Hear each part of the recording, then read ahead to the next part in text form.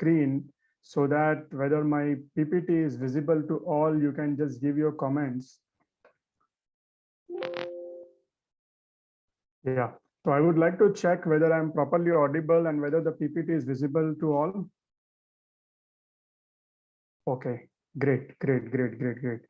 So again, so let us start this session. I would like to take this session both in Hindi and English.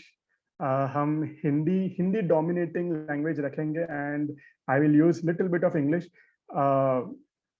क्योंकि मुझे लगता है कि हिंदी में हम लोग काफी लोग हिंदी में ज्यादा कंफर्टेबल रहेंगे.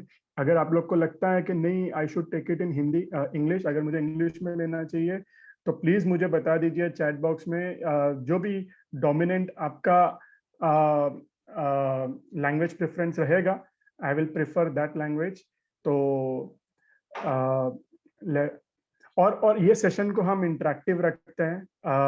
मैं चाहूंगा कि आप सभी लोग जहां पर भी आपको कोई डाउट है, कुछ इश्यूज है, आप लोग चलो ठीक है, आई थिंक कुछ हिंदी बोल रहे हैं, कुछ इंग्लिश, तो I will use both the languages simultaneously, which is also we call it Indian language, which is Hindi and English mix. तो सभी लोग एक्टिव रहे, इंटरेक्टिव हम ये सेशन बनाते हैं एंड चैट बॉक्स में प्लीज मेरे साथ कम्युनिकेट करते रहे ताकि मुझे समझ में आएगा कि आप लोग को समझ में आ रहा है नहीं आ रहा है. मैं कुछ क्वेश्चंस पूछूंगा तो I would expect answers from all of you. तो कहीं पर आपको लगता है कुछ आपको नहीं समझ में आ रहा है, कुछ डाउट है, तो प्लीज आप नोट करके रखिए अपने क्वेश्चंस. हम लोग एंड में एक 10-15 minute we will take for only question and answers. ठीक है, तो लेट अस गेट स्टार्टेड. तो ये जो सेशन है, हमने ऑलमोस्ट 15 सेशन बनाए हैं जहां पर वेरियस जीएसटी रिलेटेड चीजें. हमने ये ध्यान दिया है कि इन 15 सेशन अगर कोई अटेंड कर लेता है, ये पूरे 15 सेशन, तो उनको एक जीएसटी का बेसिक आइडिया अच्छे से लग जाएगा ताकि फिर उस ऑब्वियसली ऐसा नहीं है कि आपने ये सेशन कर लिया तो जीएसटी में मास्टरी हो गई. ये सेशन करते हुए आपको बाकी अपनी लर्निंग जीएसटी की चालू रखनी चाहिए ताकि आप अपनी लर्निंग को नेक्स्ट लेवल पर लेकर जाएं और उसको प्रैक्टिकली अपने बिजनेस, अपने प्रोफेशन, अपनी फील्ड में आप उसको इम्प्लीमेंट कर सके. तो this is only to give you a flavour of the GST law. तो आज का जो सेशन है हमने स्पेसिफिकली ओवरव्यू के लिए डिफाइन किया है कि overview of the GST act. तो इसमें हम लोग एकदम डेप्थ में कोई भी टॉपिक में नहीं जाएंगे, बट मुझे आप सभी को एक ओवरव्यू देना है जीएसटी लॉ के बारे में कि जीएसटी क्या है, क्यों जीएसटी इंप्लीमेंट किया गया है. ये जीएसटी जो हमारे पहले एक्साइज सर्विस टैक्स होता था उससे कितना डिफरेंट है. और प्रैक्टिकली अगर मैं अभी हम देखें तो ऑलमोस्ट 2017 से we are now almost 4.5 years to GST, 4 years to GST. तो काफी टाइम हो गया इंप्लीमेंट होते हुए. तो अभी तक क्या स्टेटस है जीएसटी का, जैसा हमने सोचा था, वेदर जीएसटी वैसा ही है या फिर कुछ उसमें डिफिकल्टी फेस हुई है टैक्स फेस को. ये पूरा एक बैकग्राउंड मैं आपको एक ओवरव्यू जैसे आज देता हूं. और हमारा इंटेंशन ऐसा रहेगा कि जैसे आज हम ओवरव्यू कंप्लीट करेंगे, फिर अगले जो सेशंस रहेंगे हम थोड़े इन डेप्थ में जाएंगे, थोड़े टेक्निकलिटीज में हम ज्यादा जाएंगे.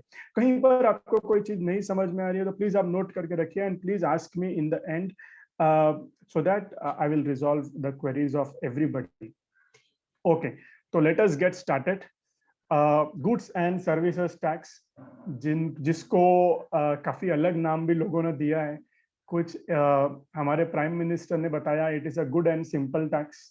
देन मैंने कहीं पर पढ़ा था it was written God save tax payers. एक जगह पर लिखा था good night, sweet dreams and take care. But anyway, this is just a joke. Goods and services tax implement हमारा हुआ है 1 जुलाई 2017 को, as you all know. And अगर हम आज देखें तो almost we are in the verge of completing 4 years of GST. घनो सारो टैक्स, घरो टैक्स, अगेन मारवाड़ी में काफी लोग होते हैं, somebody has put that over chat. ठीक है, तो नाउ लेट्स गेट स्टार्टेड। तो पहला सबसे इंपॉर्टेंट क्वेश्चन ये आता है कि भाई जीएसटी क्यों चाहिए, जब ऑलरेडी ऑलरेडी एक्साइज था, सर्विस टैक्स था, वैट था, सेंट्रल सेल्स टैक्स था, तो ये सब चल रहा था, ठीक से चल रहा था। तो फिर क्या ऐसी नीड पड़ी थी हमको कि भाई जीएसटी चाहिए, जीएसटी इंप्लीमेंट करना है? ऐसे क्या प्रॉब्लम्स थे हमारे अर्लियर टैक्स रिजिम में कि हमको जीएसटी इंप्लीमेंट करना पड़ा? तो पहला बहुत ही इंपॉर्टेंट एस्पेक्ट जो हमको ध्यान में रखना चाहिए कि पहले जो हमारे टैक्सेस थे, मैं ब्रॉडली टैक्सेस के बारे में बताता हूँ, बहुत सारे छोटे मोटे इनडायरेक्ट टैक्सेस अपने कंट्री में थे, बट ब्रॉडली अगर मैं देखूँ तो एक सेंट्रल एक्साइज था जो मैन्युफैक्चरिंग पे लगता था। जब हम गुड्स मैन्युफैक्चर करते थे, जो भी गुड्स मैन्युफैक्चर करते थे तो उन्हें सेंट्रल एक्साइज ड्यूटी पे करनी होती थी। फिर था service tax, service tax services पर लगता था। और गुड्स पर जब वो गुड्स हम सेल करते थे तो हमें वैट पे करना पड़ता था, अगर वो सेल स्टेट के अंदर है। अगर वो इंटर स्टेट सेल है तो हमें सीएसटी पे करना पड़ता था 2%। तो ब्रॉडली अगर हम देखें तो सेंट्रल सेल्स टैक्स था, वैट था, सेंट्रल एक्साइज था, सर्विस टैक्स था।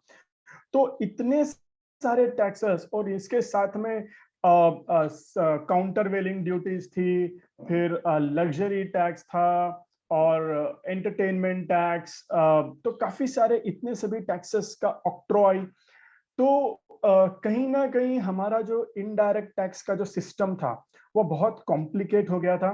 और आपको जैसे पता है कि जितने ज्यादा लॉज होते हैं, हर लॉ का अपना अलग इंटरप्रिटेशन होता है, हर लॉ की अपनी एक्सपर्टीज अलग होती है, हर लॉ को एडमिनिस्ट्रेशन करने की अथॉरिटी अलग थी। तो जैसे सेंट्रल एक्साइज और सर्विस टैक्स सेंट्रल गवर्नमेंट के पास था, वैट और सीएसटी स्टेट गवर्नमेंट कलेक्ट करता था, एडमिनिस्ट्रेशन स्टेट गवर्नमेंट करता था। हालांकि सीएसटी लेवी सेंट्रल गवर्नमेंट का था, बट एडमिनिस्ट्रेशन पूरा स्टेट गवर्नमेंट के पास में था। तो कहीं ना कहीं एक इंडिया को लेकर एक नेगेटिव सेंटिमेंट ऑलरेडी पहले से डेवलप हो गया था कि इंडिया में अगर बिजनेस करना है तो टैक्सेशन बहुत कॉम्प्लिकेटेड है इंडिया में। इनफैक्ट आज भी काफी सारे एमएनसी कंपनीज के माइंड में ये एक थॉट प्रोसेस होता है कि it is very difficult to work in the Indian taxation system. तो एक अपना इंटरनेशनल लेवल पर एक जो माइंडसेट भी जो चेंज करना था, I think GST was one of the reason कि हम ये सभी चीजों को कंसोलिडेट करें। अगर आप हिस्ट्री में जाकर देखो तो हर 60-70 इयर्स में एक बार ऐसी सिनेरियो आती है जहां पर गवर्नमेंट रियलाइज करती है कि अरे ये टैक्सेशन सिस्टम तो अभी बहुत कॉम्प्लिकेट हो गया है, चलो इसको सिंप्लीफाई करते हैं। फॉर एग्जाम्पल, जब सेंट्रल एक्साइज आया था 1944 में, तो उसके पहले अगर आप देखो तो सेंट्रल एक्साइज के, सिर्फ सेंट्रल एक्साइज के 17 अलग अलग लॉज थे। Central excise on this, central excise on that. तो फिर 1944 में अगर आप देखो तो क्या किया था गवर्नमेंट ने, बोला we want to simplify the central excise law. और उन्होंने जितने भी 17-18 जितने भी सेंट्रल एक्साइज लॉज थे अलग अलग गुड्स पर, उन सभी को मर्ज कर कर एक सेंट्रल एक्साइज लॉ बना दिया था। बोले we want to simplify this entire central excise law. ना अभी आप देखिए जो 1944 में सिंप्लीफाई हुआ था वो over a period of time कितना, hello, am I audible properly? Yes, sir. तो Yes, जो yes, sir. 19, Yes, sir. You okay are okay properly audible. No problem. Yeah. Okay okay, तो जो 1944 में सिंप्लीफाई हुआ था वो over a period of time आप देखिए कितना कॉम्प्लिकेट हो गया। तो the idea is her 60-70 years, 50-60 years में एक टैक्सेशन लॉ का सैचुरेशन पॉइंट आ जाता है जहां पर अगेन गवर्नमेंट को उसको नई बिजनेस पॉलिसीज, जैसे बिजनेस इवॉल्व हो रहा है वो हिसाब से उसको रिविजिट करना होता है। तो उसी डायरेक्शन में जीएसटी गया है और हमने सभी लॉस को मर्ज किया है, कंबाइन किया है to become a good and simple tax, goods and services tax. Now let us try to understand कि पहले जो हमारे लॉस थे तो वहां पर काफी सारी जो चीजें थी, जो प्रॉब्लम्स थी, जैसे मैंने ऑलरेडी बताया है। एक तो था कैस्केडिंग। कैस्केडिंग का मतलब होता है कि टैक्स ऑन टैक्स, यानी अगर आप देखिए तो पहले जहां वैट कैलकुलेट होती थी तो VAT even central excise duty के ऊपर वैट कैलकुलेट होती थी। तो काफी सारी चीजें, और जैसे अगर आप रेस्टोरेंट में अगर आप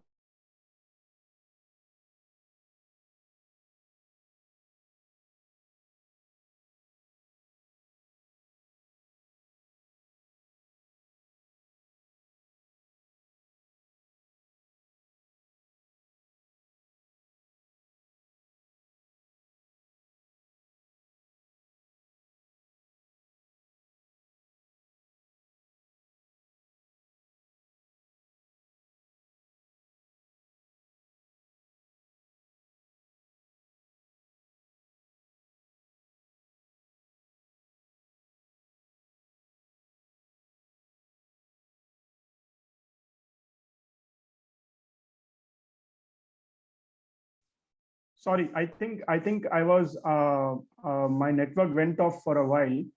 Am I audible now? You are audible now. Yeah. Okay, sorry, I think मेरा नेटवर्क चला गया था. तो I will just repeat which I was saying के ये जो इतनी कॉम्प्लेक्सिटी थी, टैक्स ऑन टैक्स लग रहा था, फिर क्रेडिट अवेलेबल नहीं था. अगर आप वैट पे करते हो तो आपको सर्विस टैक्स का क्रेडिट नहीं था, सर्विस टैक्स पे करते हो तो वैट का क्रेडिट नहीं था. सीएसटी में तो वैसे भी क्रेडिट का कॉन्सेप्ट ही उन्होंने निकाल दिया था. तो ये बहुत बड़ी प्रॉब्लम थी. सबसे इससे एक और जो बड़ी प्रॉब्लम थी, डबल टैक्सेशन. कुछ इंडस्ट्रीज में आज भी इश्यूज है, जैसे सॉफ्टवेयर पे सर्विस टैक्स लगना चाहिए या वैट लगना चाहिए, बहुत बड़ी प्रॉब्लम थी.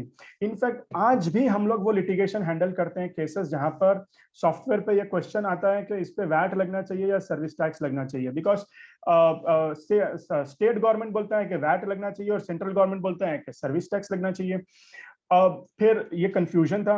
देन माइक्रोसॉफ्ट ने एक इजी फॉर्मूला निकाला. माइक्रोसॉफ्ट ने किया, चलो हम दोनों लगाते हैं, वैट भी लगाते हैं, सर्विस टैक्स भी लगाते हैं. हमको लिटिगेशन नहीं चाहिए इस पर्टिकुलर कॉन्सेप्ट में, बिकॉज क्या ये इनडायरेक्ट टैक्स है. इनडायरेक्ट टैक्स क्या होता है, हम आगे सामने वाले से कलेक्ट करके पे करते हैं. तो जब एक बड़ी कंपनी ने स्टार्ट किया तो फिर उसके पीछे पूरी छोटी कंपनी ने ऐसे ही कर दिया.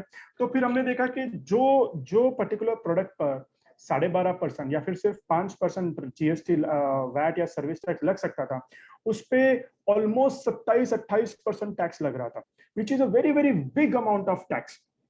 एक और जो बहुत बड़ी इशू थी पहले, वो ये थी कि एवरेज जो टैक्स था अपनी कंट्री में वो 25% था.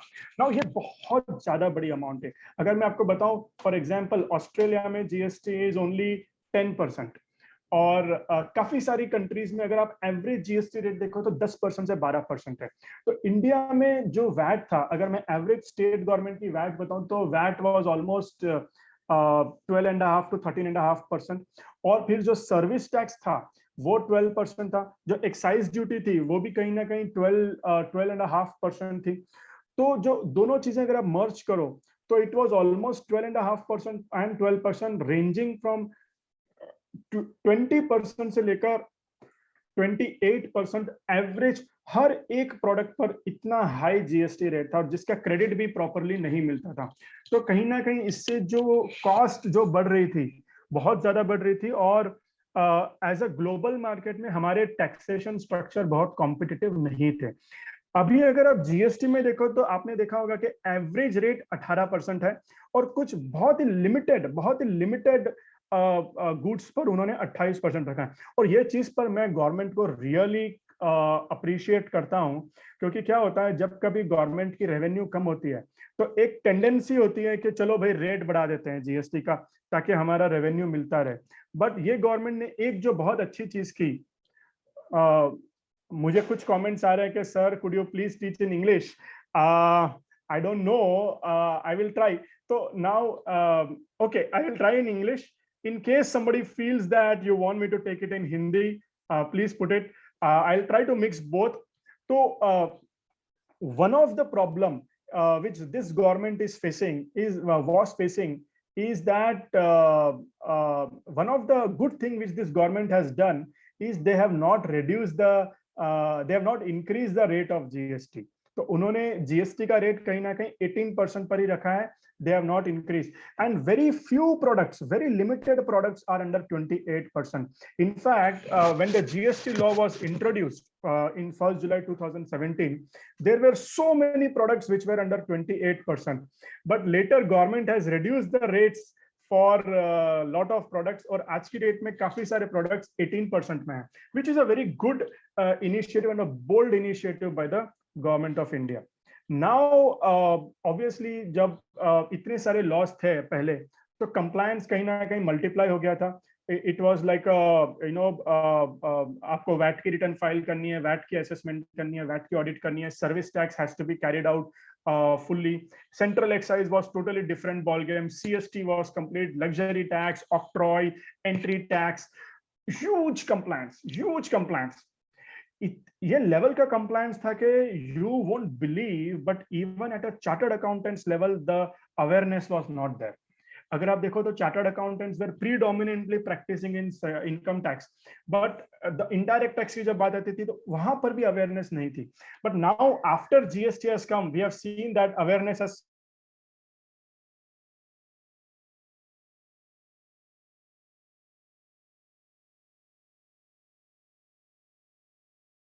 जीएसटी के पहले के चेक पोस्ट होते थे कि भाई आप अगर मटेरियल एक जगह से दूसरी जगह लेकर जा रहे हो तो आपका चेक पोस्ट होता था.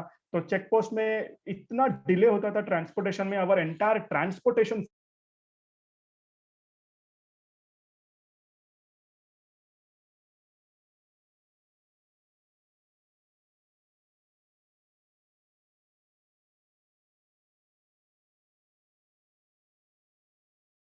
सिस्टम.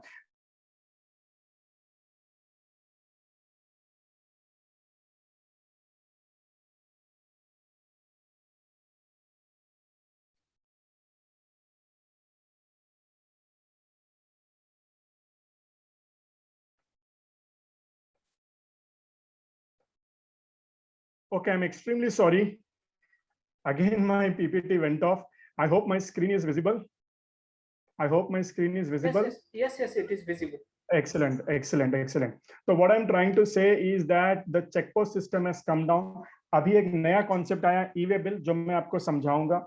तो ये सभी प्रॉब्लम्स थी जीएसटी के पहले, which was leading to implementation of GST. Now let us understand what are the taxes that are subsumed. तो सेंट्रल लेवीज में अगर हम देखें तो सीवीडी था, एसएडी था, then excise duty, service tax, काफी सारी सेसेस थी. Education cess, secondary higher education cess, Swachh Bharat cess, कृषि कल्याण सेस, पता नहीं. तो इतना कॉम्प्लिकेटेड स्ट्रक्चर बन गया था. सीएसटी. फिर अगर मैं स्टेट साइड पर देखूं तो entertainment tax, octroi, entry tax, luxury tax, VAT. Now all these are merged into one tax called GST. Now let us look at this taxes that are not subsumed. ये बहुत important है कि ये taxes अभी तक सबस्यूम नहीं हुए हैं, and these are going to continue even after GST. State excise duty, state की अपनी एक्साइज ड्यूटी होती है कुछ स्पेसिफिक प्रोडक्ट्स पर, तो वो कंटिन्यूड है. Stamp duty, profession tax, profession tax, motor vehicle tax, road tax, electricity duty, property tax. Petroleum products पर जो टैक्सेस लगते हैं स्टेट गवर्नमेंट की तरफ से, तो वो भी अभी they are still continuing. Then obviously customs duty तो एक अलग ही लेवी है जो इंपोर्ट पर होती है, तो customs duty is also continuing in the GST regime. Now these are the taxes which are not subsumed and they continue to be levied even after GST. Now products that are not subsumed, if we have to look at it, तो petroleum products, जो 5 petroleum products है, petrol, crude, high speed diesel, motor spirit, natural gas and aviation turbine fuel. In fact आपने देखा होगा कि there was lot of Twitter tweets and media reaction when the petroleum price was shooting up, where they told that why you do not want to merge the petroleum products into the GST regime. You can simply merge petroleum product in the GST regime and that will solve the problem. Petrol की pricing बहुत कम हो जाएंगे, because अगर आप देखो तो almost 40 to 50% of the petrol's price is only the taxes. Let me tell you, 40 to 50%, or it can be more also, the petroleum price is only the taxes which are collected by state government and by central government. Now the problem is इतना बड़ा revenue इनको मिलता है petroleum से. I think it is each state government will get जितना उनको revenue GST से मिलता है, almost 70 to 80% of that revenue they also simple only by petroleum tax उनको मिलता है. और अभी ये टैक्स चलता है in the range of, I would say 40 to 50%. That is the range at which they are levying this petroleum tax, I would say the state governments.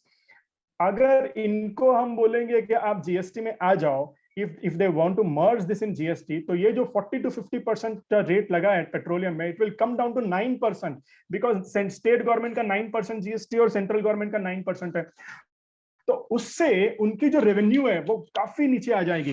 तो इसीलिए हम देखते हैं कि इतना प्रोटेस्ट होता है, people say please bring petroleum products into the GST, but still there is a lot of resistance from the state government and also from the central government in bringing the petroleum. In fact, in one of the news it was heard that central government is ready to bring, but the state government does not want. And now I don't know how true this information is, but because there is a huge revenue coming from the petroleum products, they are not bringing petrol under GST. But if you ask me, petrol is such a big high consumption item, and it is a product which is commonly used by even a common man. Aajkal petrol is a necessity, so government must consider reducing or bringing the petrol in the GST. Next एक बहुत बड़ा government का revenue pocket है is the alcoholic liquor for human consumption. Now we all know that alcohol का consumption, the level of consumption that happens, so you must have seen in the previous pandemic, the lockdown, the moment they opened the alcohol sale, there was big queue for people. So again, it is one of the big area revenue pocket for government, where they get a huge amount of revenue from alcohol liquor sale, and they have not subsumed this in also the GST regime. But again, what we feel is that ultimately, if you want to implement a real GST, everything has to be subsumed in the GST regime. So this is about the products that are not subsumed. Now let us understand some of the fundamentals about the goods and services tax in India. जो India में GST implement हुआ है, उसके कुछ हम fundamentals अभी समझते हैं. Now, very important point that you must note is that GST is a destination-based consumption tax as compared to the earlier taxes, which is origin-based taxation.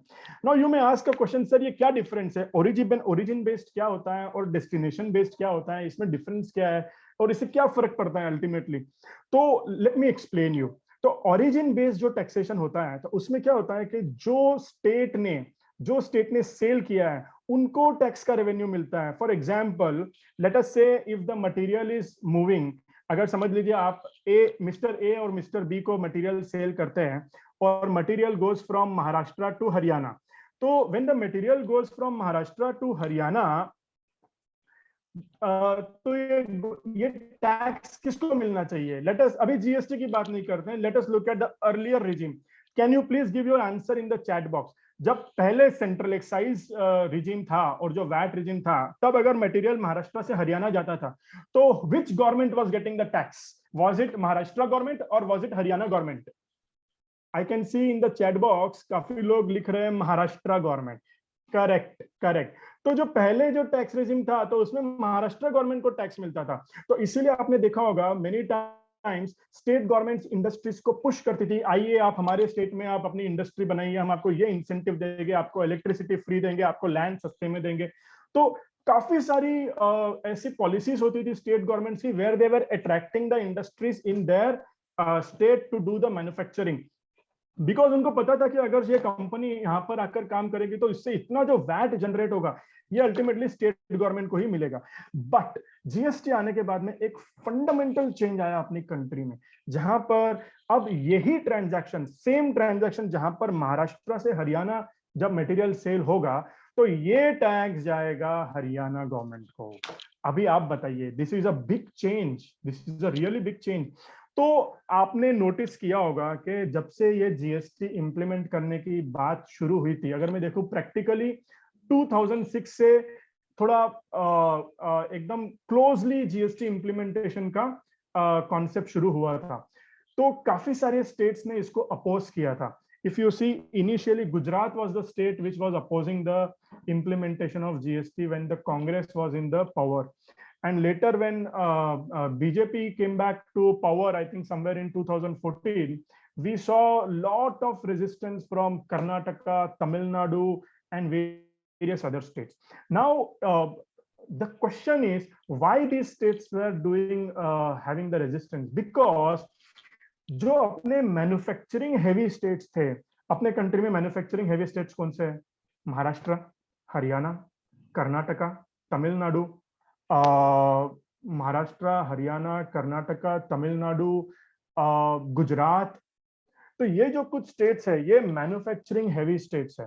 तो जहां पर उनका ये मानना था कि अगर जीएसटी इंप्लीमेंट हो गया तो हमारा जो रेवेन्यू आज तक हमें मिलता था, अभी वो तो हरियाणा को चला जाएगा या फिर वो तो कंजम्पशन स्टेट को चला जाएगा.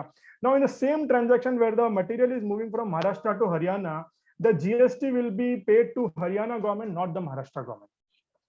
That is where the state government was having the problem. तो I request people to please turn off their videos.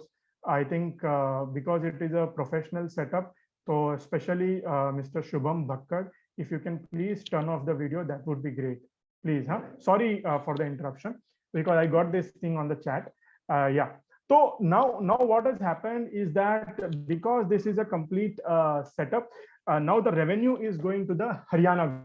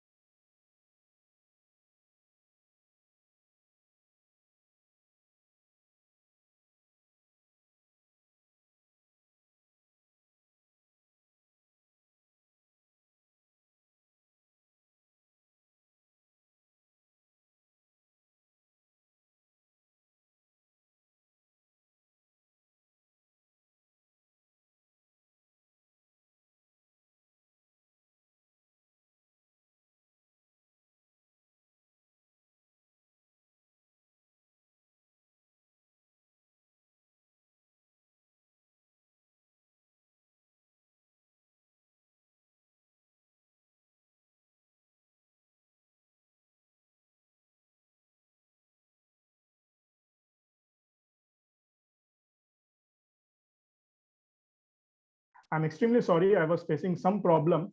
So the point, I hope I am audible now.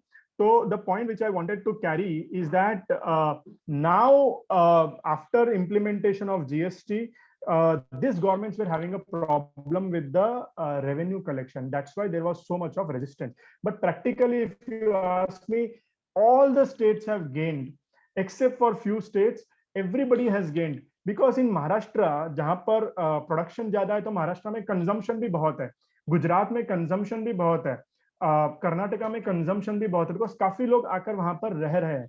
तो this was one of the biggest thing. In fact, you all must be knowing that government has promised, the central government has promised that for the 5 years they are going to compensate to the state government for the revenue loss in GST. तो now वो एक promise है, वो बहुत बड़ा उनको एक security है कि अगर हमको कोई रेवेन्यू लॉस होगा तो state government is going to compensate us. एक जो बहुत बड़ी प्रॉब्लम थी पहले जीएसटी रिजीम के पहले, ऐसी एक प्रॉमिस एक गवर्नमेंट ने सीएसटी के टाइम पर की थी, जब सेंट्रल सेल्स टैक्स 4% से 3% और 3% से 2% पर लेकर आए थे. तो central government promise that we will pay you for the loss, but they never paid. So that has become a lack of trust. If you all must be knowing, around 1 year back, 6 to 8 months back, काफी सारा news में ये आ रहा था कि state central government is not giving the GST money to the state government and all this things. तो that is why this GST compensation cess is also introduced by the central government. Now very important point is that in our country एक और बहुत बड़ा resistance था GST लाने का. अपनी जो कंट्री है वो फेडरल स्ट्रक्चर है. Please understand, our country is a federal structure. What is federal structure? Means जहां पर सेंट्रल गवर्नमेंट और स्टेट गवर्नमेंट दोनों की पावर्स इक्वल है. लेट मी टेल यू, ऐसा कुछ नहीं है कि central government is bigger than state government और state government is smaller than central government. Nothing like that. as long as that state is concerned, that state is having equal powers for that particular state as the central government is having for the nation. कुछ कुछ common चीजें जो central government को दी गई है, जैसे defence हो गया, होम मिनिस्ट्री हो गई है, या फिर मिनिस्ट्री ऑफ एक्सटर्नल अफेयर्स है, तो रेलवेज, तो कुछ कॉमन चीजें सेंट्रल गवर्नमेंट को दी गई है. But then state government is as powerful as central government. So there was a doubt in the mind of state government that after the GST is implemented, how whether our powers, whether our autonomy will be taken back. That was a very big issue among the state governments, and that is why this entire concept is there. So now, before I go into that multi-stage value-added tax, let me come to the concept of GST Council, and then I will go to the concept of multi-stage value-added tax. Now, what happened? I would like to ask one question. कि पहले तो क्या होता था कि VAT था तो state government अपने डिसाइड करते थे रेट, और सर्विस टैक्स एक्साइज का सेंट्रल गवर्नमेंट डिसाइड करती थी. तो अब जब जीएसटी आ गया है, then who will decide the rate? Because GST is both by central government and state government. So my question is, please give me the answer in the chat box. Now, when the GST has come, who will decide के ये product का क्या rate होना चाहिए, इसको exemption मिलना चाहिए, इसको रेट कम करना चाहिए, इसका रेट बढ़ाना चाहिए, who is going to decide all this things? तो इसका इन्होंने एक सिंपल सॉल्यूशन निकाला है कि we will form one GST council. आपने काफी बार न्यूज में ये वर्ड सुना होगा कि जीएसटी काउंसिल की मीटिंग होने वाली है, जीएसटी काउंसिल की मीटिंग हुई है। तो अब ये जो जीएसटी काउंसिल है, ये फर्स्ट टाइम इंडिया में इंट्रोड्यूस किया गया है। This is a brand new structure, not there in any other country, and let me tell you, till now in GST it has worked wonders. Many people had a doubt how this is going to work, but it has worked very well. Swati, you can raise your note down your question. We'll take it up in the end. So now, what is this GST Council? Let me explain you briefly. तो GST council में क्या होता है? There is a central government, central government की तरफ से central अपने finance minister GST council में होते हैं, और सभी स्टेट के, लेट मी टेल यू, सभी स्टेट के फाइनेंस मिनिस्टर्स भी जीएसटी काउंसिल में होते हैं, और सभी का एक वोट होता है। तो अगर कोई भी सजेशन अगर इंप्लीमेंट करनी है तो सभी को एक वोट होता है, सभी को वोट करना होता है। You may ask the question that sir, if everybody is having one vote in the GST council, then तो स्टेट गवर्नमेंट सभी लोग मिलकर सेंट्रल को दबा देंगे, सेंट्रल का तो एक ही वोट है, how does it going to matter? Let me tell you, उन्होंने हर एक वोट की वेटेज दी है, जहां पर सेंट्रल गवर्नमेंट की एक vote, let me tell you, central government की एक वोट का वेट है 1/3, और स्टेट गवर्नमेंट की सभी के मिलाकर वेट है 2/3। यानी अगर पूरे स्टेट गवर्नमेंट किसी चीज को यस बोलते हैं तो उनका वेट होता है सिर्फ 2/3, यानी 66.66%, और अगर सिर्फ सेंट्रल गवर्नमेंट कोई चीज को यस बोलती है तो उसका वेट होता है 33.33%। तो जो वेटेज है सेंट्रल गवर्नमेंट की एक वोट का, वो काफी हाई है। Now the next question comes is, sir still majority तो स्टेट गवर्नमेंट की है, 66.66%, तो बहुत बड़ी मेजॉरिटी हो गई, तो मेजॉरिटी पे ये लोग स्टेट गवर्नमेंट कुछ भी चेंज कर देंगे जीएसटी काउंसिल में? आंसर इज नो, बिकॉज कोई भी डिसीजन अगर जीएसटी काउंसिल में पास करना है तो मिनिमम मेजॉरिटी 75%, 75%, विच मीन्स इन्होंने इतना जबरदस्त फॉर्मूला बनाया है कि सिर्फ सेंट्रल गवर्नमेंट अकेले कुछ नहीं कर पाएगा बिकॉज उनका सिर्फ 33% है, और सिर्फ स्टेट गवर्नमेंट सभी मिलकर कुछ नहीं कर पाएंगे बिकॉज उनका सिर्फ 66.66% है, and hence to do, both of them have to come together and do it, which is a 75%. It's a wonderful concept.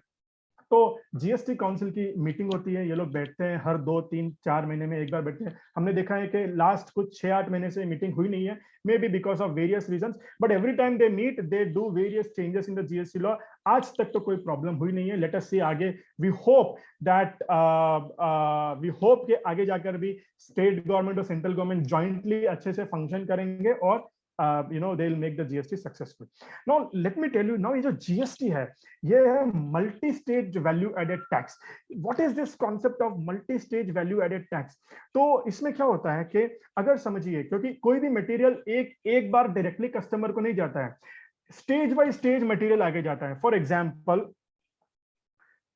Example let us से मैन्युफैक्चरर ने मटेरियल बनाया, तो वो मैन्युफैक्चरर बेचता है डिस्ट्रीब्यूटर को, डिस्ट्रीब्यूटर आगे बेचता है डीलर को, डीलर बेचता है होलसेलर को, होलसेलर बेचता है रिटेलर को, रिटेलर आगे बेचता है एंड कस्टमर को। तो कोई भी मटेरियल जब एंड कस्टमर तक जाता है तो एटलीस्ट 5 से 6 और कुछ केसेस में इवन ज्यादा लेवल ऑफ चेन होती है।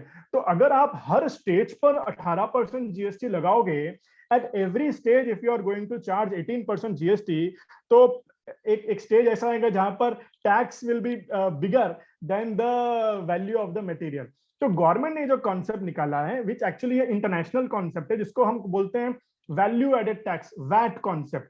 तो वैल्यू एडेड टैक्स का मतलब क्या होता है कि जो टैक्स है वो सिर्फ वैल्यू एडिशन पे लगता है, पूरी वैल्यू पे नहीं लगता है।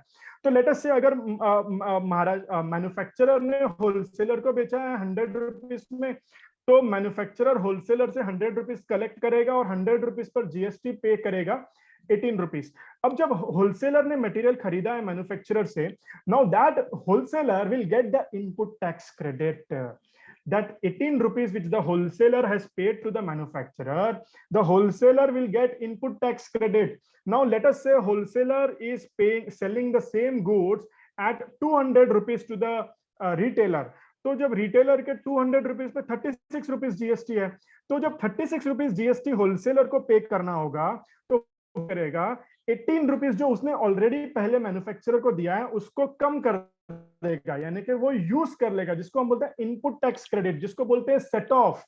तो वो 18 रुपीज सेट ऑफ कर लेगा और उसको सिर्फ और सिर्फ बैलेंस 18 रुपीज उसको आगे पे करने होंगे। तो उसका उसका जो 36 रुपीज की जो पेमेंट थी वो 18 रुपीज कैश में पे करेगा and 18 rupees he will set of the input tax credit. तो इससे क्या होगा, जितना उसकी वैल्यू एडिशन, यानी इस केस में होलसेलर की वैल्यू एडिशन कितनी थी 100 रुपीज, उसने 100 में खरीदा लेकिन 200 में बेचा, तो उसकी वैल्यू एडिशन कितनी है 100। तो उसका जो टैक्स है वो सिर्फ वैल्यू एडिशन पर है। तो इसीलिए इसको बोलते हैं वैल्यू। इसके कुछ रूल्स है, ये हम सब्सिक्वेंट समझेंगे, but for the time being you understand that this is a wonderful concept of value added tax with on which GST is working. तो ये काफी सारी कंट्रीज में, मेरे हिसाब से more than 100 are following this value added tax concept, and India is also one of them, which is there. तो अभी ये नेक्स्ट इंपॉर्टेंट क्वेश्चन है, जीएसटी ठीक बन गई और पूरे जो भी स्ट्रेटेजिक और पॉलिसी काउंसिल करेंगी, लेकिन जो ग्राउंड लेवल पर भी तो काफी सारी चीजें होती हैं करने की। एक्सपेयर का असेसमेंट होता है, उनकी ऑडिट होती है, इन्वेस्टिगेशन होती है, तो ये कौन करेगा? सेंट्रल गवर्नमेंट करेगी या स्टेट गवर्नमेंट करेगी? जो ट्रिब्यूनल है वो किसकी रहेगी, सेंट्रल की रहेगी या स्टेट की रहेगी? तो ये पूरा हो गया टैक्स एडमिनिस्ट्रेशन। तो इन्होंने क्या किया, टैक्स एडमिनिस्ट्रेशन डिवाइड कर दिया। तो अगर आप देखो, जैसे आप जीएसटी का रजिस्ट्रेशन लेते हो, तो आपके रजिस्ट्रेशन के पोर्टल पर अगर आप जाके देखो तो you will have both the government, central government का भी एड्रेस होता है, स्टेट गवर्नमेंट का भी एड्रेस होता है, बट जो आपकी एडमिनिस्ट्रेशन ऑफिस होती है वो एक ही होती है, या तो सेंट्रल होती है या स्टेट होती है।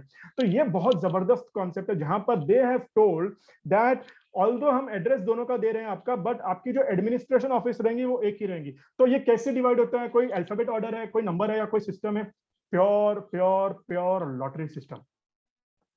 तो जब आप रजिस्ट्रेशन लेते हो तो आपको पता भी नहीं होता कि मेरा सेंटर में जाएगा या स्टेट में जाएगा। जैसे आपका रजिस्ट्रेशन नंबर आता है फिर आपको पता चलता है, अरे मेरा सेंटर में गिरा, अरे मेरा स्टेट में गिरा। तो ये तो लॉटरी वाली बात हो गई। अभी कुछ एसएससीज मानते हैं कि भाई state government is much better, कुछ एसएससीज मानते हैं central government is much better. दोनों के प्रोज एंड कॉन्स हैं, आई will not go into that aspect, but ये जो सिस्टम है जहां पर उन्होंने एडमिनिस्ट्रेशन भी डिवाइड कर दिया है। Now it is very important. Am I audible? I think somebody has given a comment that I am not audible. If I am audible, please give me in the chat box so that I am aware. So now, okay, great. So now it is important to know कि central and state both are doing the assessment and the investigation, but ये कहीं ना कहीं इन substance practically follow नहीं हो रहा है।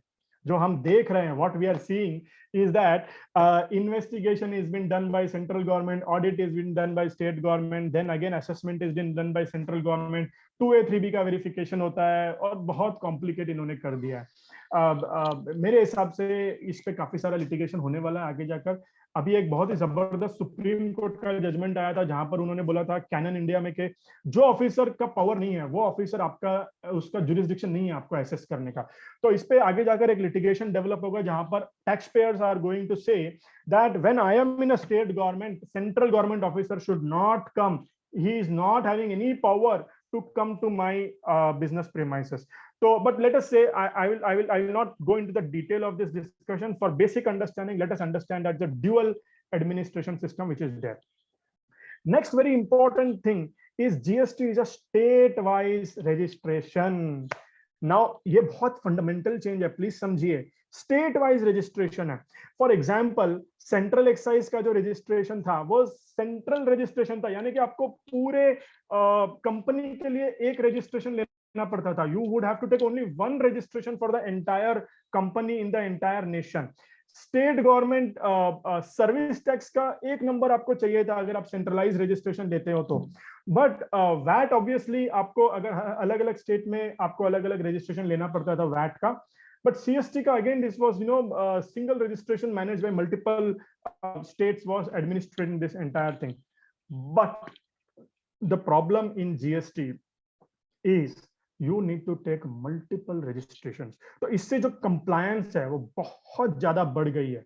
तो फॉर एग्जाम्पल अगर किसी कंपनी के पास 30 स्टेट्स में उनके बिजनेस प्रीमाइस है, they have the place of business in 30 states, they have to take 30 GST registration. तो कहीं ना कहीं जो एक वेरी फंडामेंटल क्वेश्चन है, that one nation one tax, is it really one nation one tax? काफी सारे प्रोफेशनल्स, काफी सारे एक्सपर्ट्स इस पॉइंट पर आर्ग्यू करते हैं कि आपने वन नेशन वन टैक्स नहीं लाया है, आपने लाया है one nation multiple taxes. Because अगर pure pure one nation one tax अगर होता तो सिर्फ एक ही रजिस्ट्रेशन होना चाहिए था। यू कैन नॉट से Haryana is different from Maharashtra, it is all one nation, so you should have only one number, but central government tried for doing that, but then state government ने मना कर दिया। state government बोला कि भाई नहीं, हमारी जो पावर है वो that is going to be compromised। तो the I don't know whether it is a problem or right, but our country is a federal structure। जो मैंने बोला है, सेंट्रल गवर्नमेंट की power is equal to state government. तो state government ने अगर बोल दिया तो सेंट्रल गवर्नमेंट को मानना पड़ेगा, बिकॉज एक कॉन्स्टिट्यूशनल एस्पेक्ट वाली बात हो गई है। तो now each state government you need to take separate GST registration। this is the reality within the same state। अगर आपके multiple places of business है तो आपको choice है multiple registrations लेने की within the same state also। तो कहीं ना कहीं compliance बहुत बढ़ गया है। For example, जब when the GST law was getting introduced, banks and insurance companies have protested heavily। उन्होंने क्या बोला कि हम लोग बैंक है, हमारा आज तक सर्विस टैक्स में एक ही नंबर था। In service tax we used to file 2 returns half yearly, तो हम लोग पूरे साल भर में सिर्फ 2 रिटर्न फाइल करते थे। नाउ जीएसटी आने के बाद में, बिकॉज बैंक्स का तो प्रैक्टिकली हर एक स्टेट में रजिस्ट्रेशन होता है, तो 32 states if you have to take registration and file, let me tell you, file monthly return in each state, यानी 12 returns in a month, average let us say 30 registration, which is equal to how much? 360 returns in the entire year। Now you just imagine, कहाँ वो service tax में 2 return file करते थे, कहाँ उनको GST में 360 return file करनी है इन फुल ईयर। तो कहीं ना कहीं कंप्लायंस बहुत बढ़ गया। But the good thing is that because the compliance has increase, there is a huge work, there is a huge scope in GST. काफी सारा इश्यूज आने वाले हैं जीएसटी में आगे जाकर। तो हम जितना पढ़ेंगे GST, the more we learn, we will be equipping ourselves to support the businesses in doing this compliance। तो businesses को आज अपनी requirement है कि उनको compliance में हम support करें जीएसटी में। Now this is the state-wise registration concept in GST। Records maintained electronically। Now ये एक बहुत ही fundamental change जो GST में आया है। अगर आप देखो तो पहले काफी चीजें मैनुअल होती थी, जहां पर आपने एक्साइज की रिटर्न मैनुअल भर दी, सर्विस टैक्स की रिटर्न मैनुअली फाइल कर दी। अगर ऑनलाइन नहीं, ऑनलाइन थी, रिटर्न फाइल करने का कॉन्सेप्ट ऑनलाइन था, बट देन ट्रांजैक्शन लेवल पर ऑनलाइन कुछ नहीं था। ट्रांजैक्शन लेवल पर ऑनलाइन चीजें नहीं थी। आज जीएसटी में सभी चीज इलेक्ट्रॉनिकल वे में चल रही है, एवरीथिंग इज ऑनलाइन। उन्होंने एक पोर्टल बनाया है, GST network. Now GST network, as you all know, it has been run by Infosys। Infosys को इसकी responsibility दी है। अगर आप मुझे पूछो जीएसटी में एक बहुत ही डिसअपॉइंटिंग अगर कुछ रहा है तो the functioning of GST network.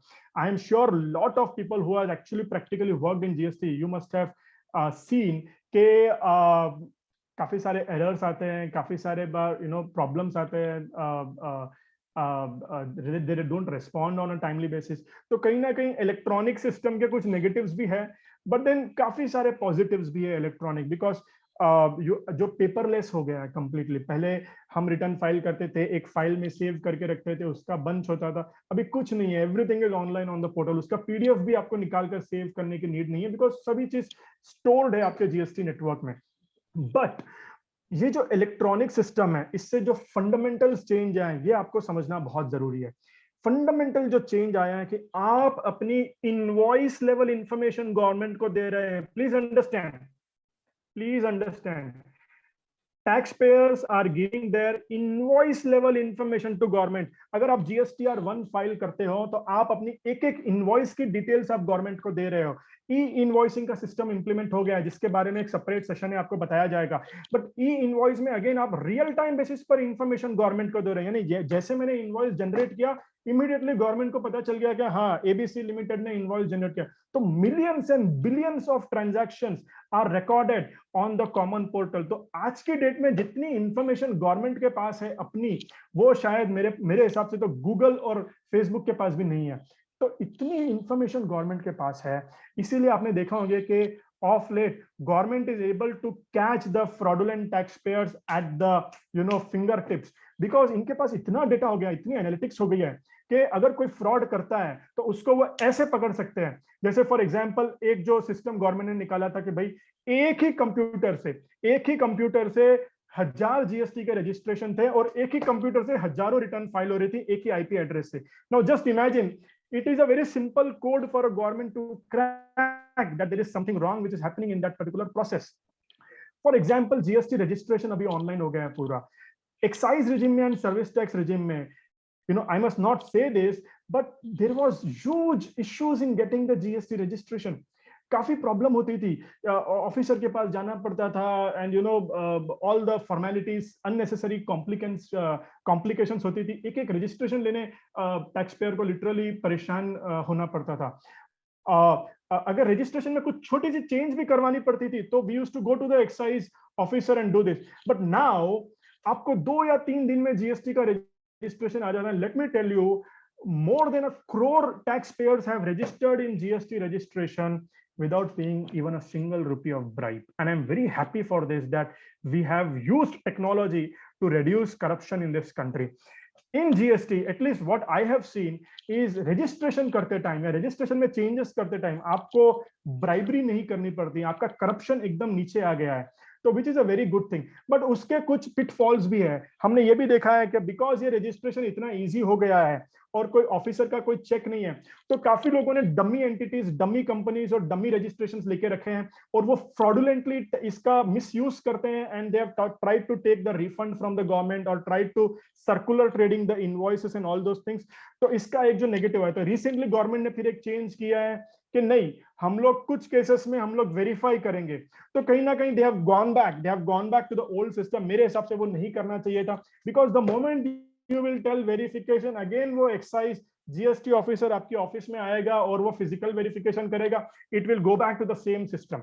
Government को कुछ और अच्छे सिक्योरिटी फीचर्स लाने चाहिए कि रिड्यूस हो, but you should not go back to the old system of every time officer will come and do the physical way, not required. This is, I think, not a modern thinking, but I hope government will work on this particular thing. तो कहीं ना कहीं electronic में सभी चीज होने के positive भी है, इलेक्ट्रॉनिक में सभी चीज होने के नेगेटिव भी है, बट जीएसटी और ये जो फ्यूचर है पूरे टैक्सेशन सिस्टम का, लेट मी टेल यू, अगर आप इलेक्ट्रॉनिक वे में अगर आप कंफर्टेबल नहीं हो तो आपको इमीडिएटली सीखना होगा, because the world is moving towards automation. Please understand, the world is moving towards automation. तो आपको अपने आप को अपग्रेड करना होगा और आपको काफी सारी पढ़ाई कर। Now moving to the next, dual GST model. तो ये जो मॉडल है जीएसटी का, ड्यूअल जीएसटी मॉडल है, जहां पर 3 टाइप के टैक्स होते हैं, 4 टाइप के टैक्सेस होते हैं, CGST, SGST, IGST and compensation cess. Compensation cess हम थोड़ा टाइम बाद में समझेंगे, पहले समझते हैं सीजीएसटी, एसजीएसटी एंड आईजीएसटी। तो सीजीएसटी का मतलब है central goods and services tax, SGST का मतलब है state goods and services tax, and IGST का मतलब है integrated goods and services tax. तो व्हाट इज दिस? सो जब कभी कोई transaction within the state होता है, यानी कि समझ लो अगर महाराष्ट्र से महाराष्ट्र के अंदर ही अगर ट्रांजैक्शन हुआ है तो उस पर लगेगा सीजीएसटी एंड एसजीएसटी, यानी central GST and state GST. अगर 18% जीएसटी है तो 9% सीजीएसटी एंड 9% एसजीएसटी। अगर 5% जीएसटी है तो 2.5% सीजीएसटी एंड 2.5% एसजीएसटी। तो डिवाइड हो जाता है। तो इससे क्या होता है कि जो रिस्पेक्टिव गवर्नमेंट है उसका पैसा सीधा उनके बैंक अकाउंट में चला जाता है। तो जैसे आप एसजीएसटी पे करते हो तो वो पैसा सीधा महाराष्ट्र गवर्नमेंट के अकाउंट में चला जाएगा, जैसे आप सीजीएसटी पे करते हो पैसा पूरा स्टेट सेंट्रल गवर्नमेंट के अकाउंट में चला जाएगा। इसमें भी एक दूसरे में डिवाइड नहीं होता है बाद में। तो ये इंट्रा स्टेट ट्रांजैक्शन में होता है, अगर समझ लिया विद इन महाराष्ट्र अगर ट्रांजैक्शन होता है तो। लेकिन अगर कोई ट्रांजैक्शन 2 स्टेट्स में होता है, यानी कि सप्लायर महाराष्ट्र में है और कस्टमर हरियाणा में है, सप्लायर महाराष्ट्र में है, कस्टमर तमिलनाडु में है, तो अगर ऐसे कोई 2 स्टेट्स या 2 यूनियन टेरिटरीज या एक स्टेट और एक यूनियन टेरिटरी में अगर ट्रांजैक्शन होता है तो उस केस में लगता है IGST। CGST SGST नहीं लगता है, IGST लगता है। और IGST फुल 18% पे लगता है, 18% फुल्ली, 5% फुल्ली, 12% फुल्ली। तो सर अभी ये IGST किसको जाता है, सेंट्रल को जाता है या स्टेट गवर्नमेंट को जाता है? Let me tell you, IGST पहले तो सेंट्रल गवर्नमेंट के अकाउंट में जाता है और बाद में 50%, उसका 50% स्टेट गवर्नमेंट को जाता है, और जो बैलेंस 50% है वो सेंट्रल गवर्नमेंट के अकाउंट में रहता है। और जो सेंट्रल गवर्नमेंट के अकाउंट में रहता है उसमें से फिर जो कंसोलिडेटेड फंड ऑफ इंडिया में जाता है, वहां से फिर एक और अलग रेशियो से वो पैसा स्टेट गवर्नमेंट को जाता है, कुछ 43-45%। बट देन वो सेपरेट है, वो सेपरेट है, उसमें उसका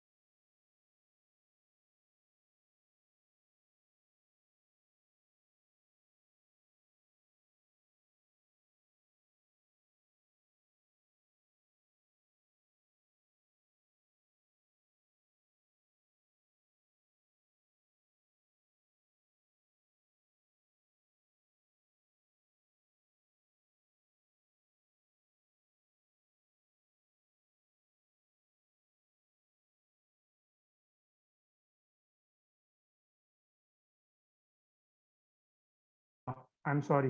I think again my network went off for a while. I hope I am audible now. I hope I am audible now again. Yes, yes, you are audible now. Okay, okay. Thank you, Rajesh भाई। सो जो आप, मैं ये बात बता रहा था कि कैसे पता चलेगा कि IGST कौन सी स्टेट गवर्नमेंट को जानी चाहिए। तो ये उसका बेसिस रहेगा जो आप अपनी GSTR 1 में जो डिटेल्स दे रहे हो, उस बेसिस पर पैसा जाएगा। जैसे अगर आपने GSTR 1 में दे दिया कि भाई IGST और इसका प्लेस ऑफ सप्लाई है दिल्ली, तो आपके प्लेस ऑफ सप्लाई जो आप डालोगे उस हिसाब से पैसा जाएगा रेस्पेक्टिव स्टेट गवर्नमेंट को। इसीलिए आपका इंपॉर्टेंट रोल होता है कि आप सही इंफॉर्मेशन अपनी GST रिटर्न्स में डालें। एक जो प्रॉब्लम प्रैक्टिकली आई है कि जो स्टेट गवर्नमेंट को IGST का जो पैसा सेंट्रल गवर्नमेंट दे रहा है वो टाइम पर नहीं दे रहा है, कुछ डिले में दे रहा है। इवन सेंट्रल गवर्नमेंट ने काफी अच्छे से वो सिस्टम बनाया नहीं है। ऐसे CAG रिपोर्ट में काफी सारे इश्यूज आए हैं, उस पर हम ज्यादा डिटेल में नहीं जाते हैं, बट ये कुछ प्रैक्टिकल चैलेंजेस है of the implementation of GST। तो ये कॉन्सेप्ट है CGST, SGST और IGST का। कॉम्पनसेशन सेस अलग है। तो जो मैंने बोला है कि स्टेट गवर्नमेंट को कंपनसेट करने के लिए for some time this compensation cess is going to be there, और इन्होंने कुछ स्पेसिफिक प्रोडक्ट्स पर कॉम्पनसेशन सेस लगाया है, जैसे मोटर व्हीकल हो गई, टोबैको प्रोडक्ट्स हो गए। तो इसको कहीं ना कहीं हम बोल सकते हैं sin products. I don't know motor vehicle को सिन बोला जाए, बट देन सिन प्रोडक्ट्स और लग्जरी प्रोडक्ट्स पर इन्होंने कॉम्पनसेशन सेस लगाया। जैसे अगर आप देखो सॉफ्ट ड्रिंक और बिवरेजेस जो है, जो आपके एरेटेड बिवरेजेस है, उस पर भी उन्होंने कॉम्पनसेशन सेस लगाया है। तो दिस इज द कॉन्सेप्ट। ना very important concept is utilization of input tax credit. इसमें मैं एकदम डिटेल में नहीं जाऊंगा बिकॉज इसका एक अलग सेशन है। तो जो IGST की जो क्रेडिट है वो आप पहले IGST की खत्म कीजिए और फिर आप CGST और SGST के अगेंस्ट यूज कर सकते हो। CGST की क्रेडिट आप IGST और SGST के अगेंस्ट यूज कर सकते हो, और SGST की जो आपकी क्रेडिट है वो आप IGST और CGST के अगेंस्ट यूज कर सकते हो जब आप टैक्स पे करते हो। Now you can use this input tax credit, but you cannot use, please remember, you cannot use CGST against SGST, you cannot use SGST against CGST। क्यों? क्योंकि वो अलग गवर्नमेंट है। Central government is different, state government is different. आप state government का पैसा central government से अगर एडजस्ट कर लोगे तो कल के दिन इतनी बड़ी प्रॉब्लम हो जाएगी, जहां पर बंगाल को सेंट्रल गवर्नमेंट के साथ डील करना होगा, तमिलनाडु को सेंट्रल गवर्नमेंट, तो ये पहले ही इतना कॉम्प्लिकेटेड स्ट्रक्चर है, और उसमें अगर ये सब आ गया financial, it will become very very complicated. So what government has told is that okay, sorry, I will make the slide full display. Sorry. But why firstly utilize IGST? तो ये concept इसीलिए आया है फर्स्ट आईजीएसटी यूटिलाइजेशन करने का, because क्या होता है ना, आईजीएसटी वो एलिमेंट है जो कि फ्लोटर है, जो कि उनको उसको डिवीजन में नहीं रखना है, क्योंकि जो बैलेंस अमाउंट है वो तो अपना अपना सेंट्रल गवर्नमेंट का, स्टेट गवर्नमेंट का बहुत क्लियरली आइडेंटिफाइड है, बट जो आईजीएसटी एलिमेंट है उसको उनको डिवीजन में नहीं लाना है, जितना हो सके अवॉइड करना है और कम रखना है। तो इसलिए उन्होंने वो बोला है कि पहले आप आईजीएसटी यूटिलाइज कर लो और बैलेंस बाद में आप यूटिलाइज करो। इसको उन्होंने पूरा पोर्टल से लिंक कर दिया। अभी जीएसटी में एक कुछ important concepts I will touch upon, और देन राजेश भाई, how much time we should give for Q&A? और Sir, after 10:30 we start. after 10:30, so I have got full 20 minutes now. Excellent. Okay, I think I started 10 minutes late also. I hope if participants don't have problem, I would like to cover it in a proper way and in detail. No issue, So, sir. It's first day, na? Today is the first day. So from our side also today delayed. Yeah, no problem, no problem. Sorry, So sir. thank you very much, sir. Thank you very much. So state wise registration and matching concept. तो ये जो matching concept है, इस पे मैं थोड़ा सा आपको एक्सप्लेन करना चाहूंगा। नाउ ये matching concept is brought in GST regime for the first time. Let me tell you, this matching concept is not there in many countries. कुछ कंट्रीज में उन्होंने इंप्लीमेंट किया है, but it is a failure. तो but GST में matching concept लेकर आई है government ने। तो now you may ask, sir what is this matching concept और इसका क्या रिलेवेंस है? तो नाउ लेट मी एक्सप्लेन। तो अगर अब क्या होता है कि जैसे मैंने ये पूरा बताया आपको कॉन्सेप्ट इनपुट टैक्स क्रेडिट का, बट इनपुट टैक्स क्रेडिट के सेशन में इसके बारे में पूरे डिटेल में चर्चा होगी, बट मैं आपको सिर्फ कॉन्सेप्ट बताता हूँ। आज के सेशन का हमारा डिस्कशन है कि आपको एक ओवरव्यू देना है जीएसटी का। नाउ ये जो मैचिंग कॉन्सेप्ट जब आया था, तभी काफी लोगों ने इस पे कमेंट्स किया था कि ये बहुत मुश्किल है, बहुत कॉम्प्लिकेटेड है, तो ये बहुत ही प्रॉब्लमेटिक हो सकता है। तो गवर्नमेंट ने क्या बोला कि ये इनपुट टैक्स क्रेडिट का जो कॉन्सेप्ट है, जहां पर अगर लेट अस से मैं GSTR 1 फाइल करूंगा और मैं invoice wise complete details I will be giving in GSTR 1, तो मैंने जो इनवॉइस वाइज डिटेल्स दी है, तो मेरे कस्टमर का जीएसटी नंबर में डाल दूंगा मेरे रिटर्न में। और जब मैंने मेरे रिटर्न में कस्टमर का जीएसटी नंबर जब मैंने डाल दिया, तो वो कस्टमर अपने जीएसटी पोर्टल में उसको देख पाएगा और उसको वो मैच करना चाहिए कि हाँ, ये मैंने जो परचेज किया है ये मुझे पोर्टल पर दिख गया और उसको मैच करना है।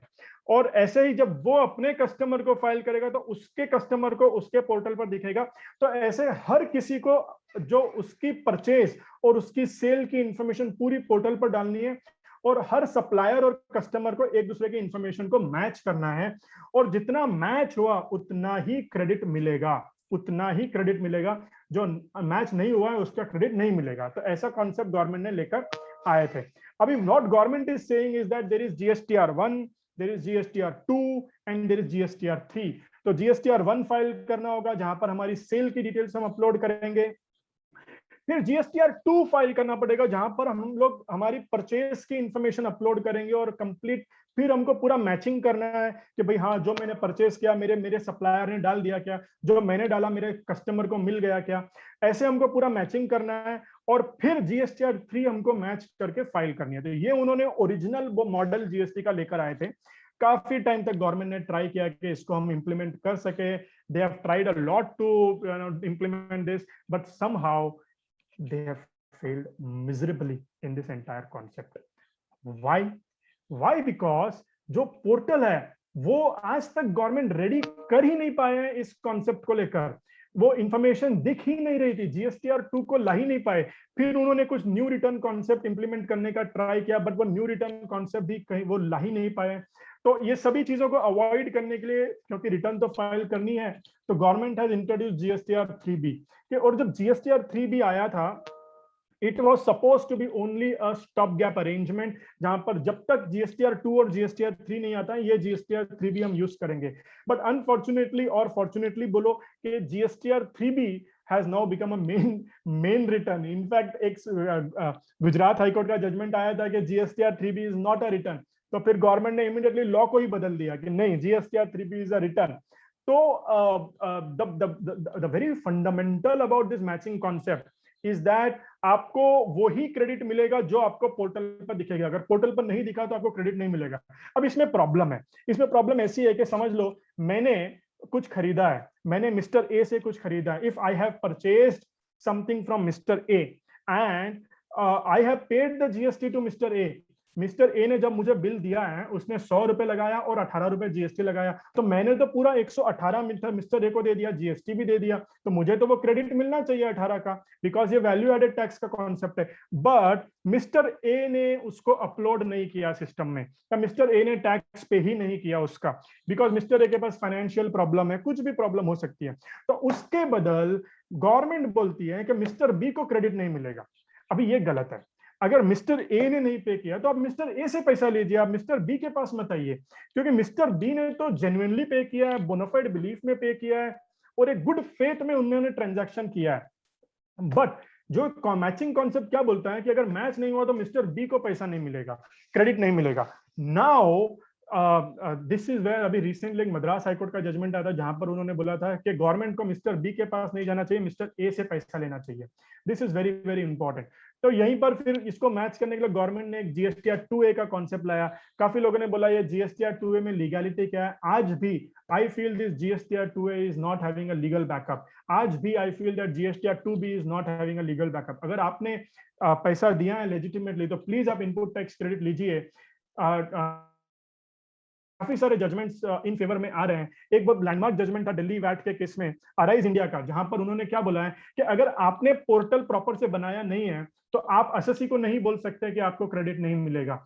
इसमें बहुत इंपॉर्टेंट चीज क्या है, फॉर एग्जाम्पल लेट अस से 100 रुपीज का ट्रांजैक्शन हुआ है, मिस्टर ए ने 18 रुपए जीएसटी लगाया और मिस्टर बी को 18 रुपए का क्रेडिट मिलना चाहिए। गवर्नमेंट क्या बोलेगी, बिकॉज ये मैचिंग कॉन्सेप्ट है, मिस्टर बी को 18 रुपए का क्रेडिट नहीं मिलेगा। ओके, अज्यूम मिस्टर बी ने क्रेडिट नहीं लिया 18 रुपए का, तो गवर्नमेंट को तो 18 रुपए मिल गया टैक्सेशन में। बट गवर्नमेंट, आपको क्या लगता है, I am asking this question, please answer, आपको क्या लगता है ये 18 रुपए गवर्नमेंट मिस्टर ए से कलेक्ट करेगी या नहीं करेगी?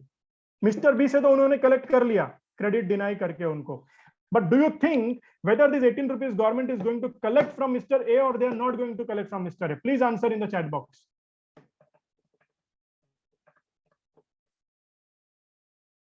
Yes, they are going to collect 18 rupees from Mr. A also. तो फिर गवर्नमेंट क्या कर रही है, 100 रुपीज के ट्रांजैक्शन पे गवर्नमेंट 36 रुपीज जीएसटी कलेक्ट कर रही है, 18 रुपीज मिस्टर बी से और 18 रुपीज मिस्टर ए से। तो ये तो 36% टैक्स हो गया, जो कि पिछले जीएसटी रिजिम के पहले से भी डबल हो गया। और उस पर इंटरेस्ट और पेनल्टी अगर आप लगा दो तो वो तो सीधा सीधा 100% हो जाएगा। तो जो 100 रुपीज का मटेरियल है उस पर 100 रुपीज का टैक्स, इंटरेस्ट और पेनल्टी हो जाएंगी पूरी। तो ये गलत है, तो ये गलत है। तो it is important that government जहां भी मैचिंग कॉन्सेप्ट नहीं हो रहा है वो सप्लायर से टैक्स कलेक्ट करे, ना कि रिसिपिएंट से। अभी गवर्नमेंट ने क्या किया है, दोनों को ब्लाइंड में कर दिया है। सप्लायर को रिसिपिएंट का नहीं पता, रिसिपिएंट को सप्लायर का, both are in blind and they are collecting money from both, which is not correct. So now it is very very important. Let me look at some registration की जो limit है वो 20 लाख की limit है। अगर आप देखो तो बहुत कम लिमिट उन्होंने सेट की है और ये लिमिट स्टेट वाइज नहीं है। मद्रास हाईकोर्ट के केस लॉ का judgment we will separately share it with you. I don't remember the case law. Rajesh bhai, if you remember the case law you can put it in the chat box so that the participants can get it. कुछ time पहले आया था judgement, अभी just a month back. तो अभी जो registration की limit है बहुत कम अमाउंट है, 20 लाख। 20 लाख के ऊपर अगर आपका टर्नओवर जाता है तो आपको रजिस्ट्रेशन करना पड़ता है जीएसटी में कंपलसरी। और ये 20 लाख की कैलकुलेशन के लिए पैन इंडिया का टर्नओवर देखना पड़ता है, ना कि स्टेट वाइज, पैन इंडिया का टर्नओवर देखना पड़ता है। और कुछ केसेस में कंपलसरी रजिस्ट्रेशन, अगर आप इंटर स्टेट गुड सप्लाई करते हो, अगर आप टीसीएस आपको अप्लीकेबल है, टीडीएस अप्लीकेबल है, अगर रिवर्स चार्ज में आपको जीएसटी पे करना है तो फिर कंपलसरी रजिस्ट्रेशन। 40 लाख की लिमिट उन्होंने लेकर आई थी, बट वो अभी तक किसी भी स्टेट ने, at least I have not seen, उन्होंने स्टेट पर डाला है, अभी तक आई हैव नॉट सीन कोई भी स्टेट जिसने 40 लाख को एक्सेप्ट किया है। सर उन्होंने बोला है कि states can change up to 40 lakh, but वो सेंट्रल वे में चेंज नहीं किया है आज तक। आई थिंक कोई भी स्टेट ने 40 लाख तक लेकर नहीं गए इस लिमिट को। कुछ स्पेशल कैटेगरी स्टेट्स है जहां पर इनफैक्ट लिमिट आज की डेट में 10 लाख की है। कॉम्पोजिशन स्कीम है जहां पर अप टू 1.5 करोड़, अगर आपका 1.5 करोड़ तक टर्नओवर है then you are under the composition scheme. तो कॉम्पोजिशन स्कीम में आपको 18% की जगह पर सिर्फ 1% या 2% जीएसटी भरना होता है, बट देन ये आप कलेक्ट नहीं कर सकते हो कस्टमर से। और आपको इनपुट टैक्स क्रेडिट भी नहीं मिलता है, जो थोड़ा सिंप्लीफाइड स्कीम है। But then composition scheme is also one for up to 1.5 crore जिनका टर्नओवर है, एक सिंप्लीफाइड स्कीम गवर्नमेंट लेकर आई है।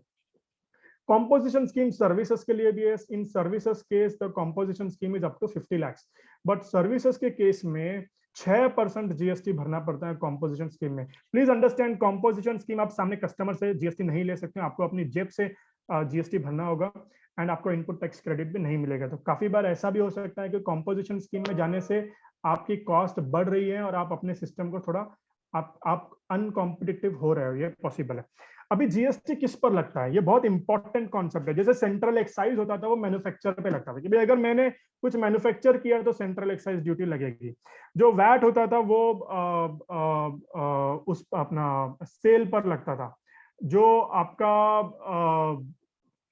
सेंट्रल सेल्स टैक्स सेल पर लगता था, सर्विस टैक्स सर्विस पर लगता था। तो क्वेश्चन आता है जीएसटी किस पर लगता है? जीएसटी लगता है सप्लाई पर। Supply, what is supply? Supply is all forms of supply of goods or services or both, covering sale, transfer, barter, exchange, lease, license, rental, disposal। बहुत वाइड उन्होंने सप्लाई की डेफिनेशन को बनाया है और इतना उसको कंफ्यूजिंग कर दिया डेफिनेशन को कि आज तक हमको, अभी 4 साल तो जीएसटी इंप्लीमेंट को होने ऑलमोस्ट आ रहे हैं, बट हमको ये नहीं पता कि व्हाट इज सप्लाई।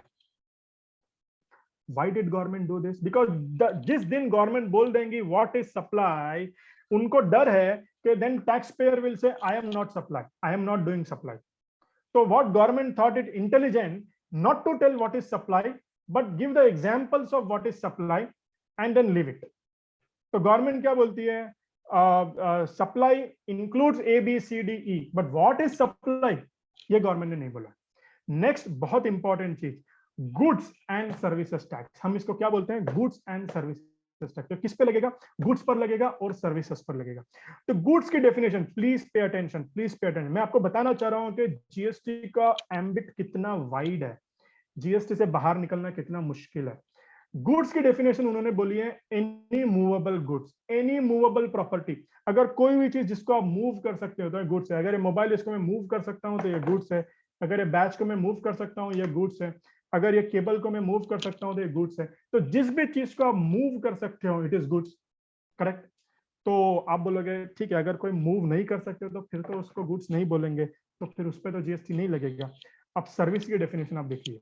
सर्विस की डेफिनेशन उन्होंने बोले anything other than goods, anything other than goods. Let me tell you, this is the definition, anything other than goods. उसका मतलब अगर आप the moment you will say I am not able to move this, it is not goods, government क्या बोलेगी?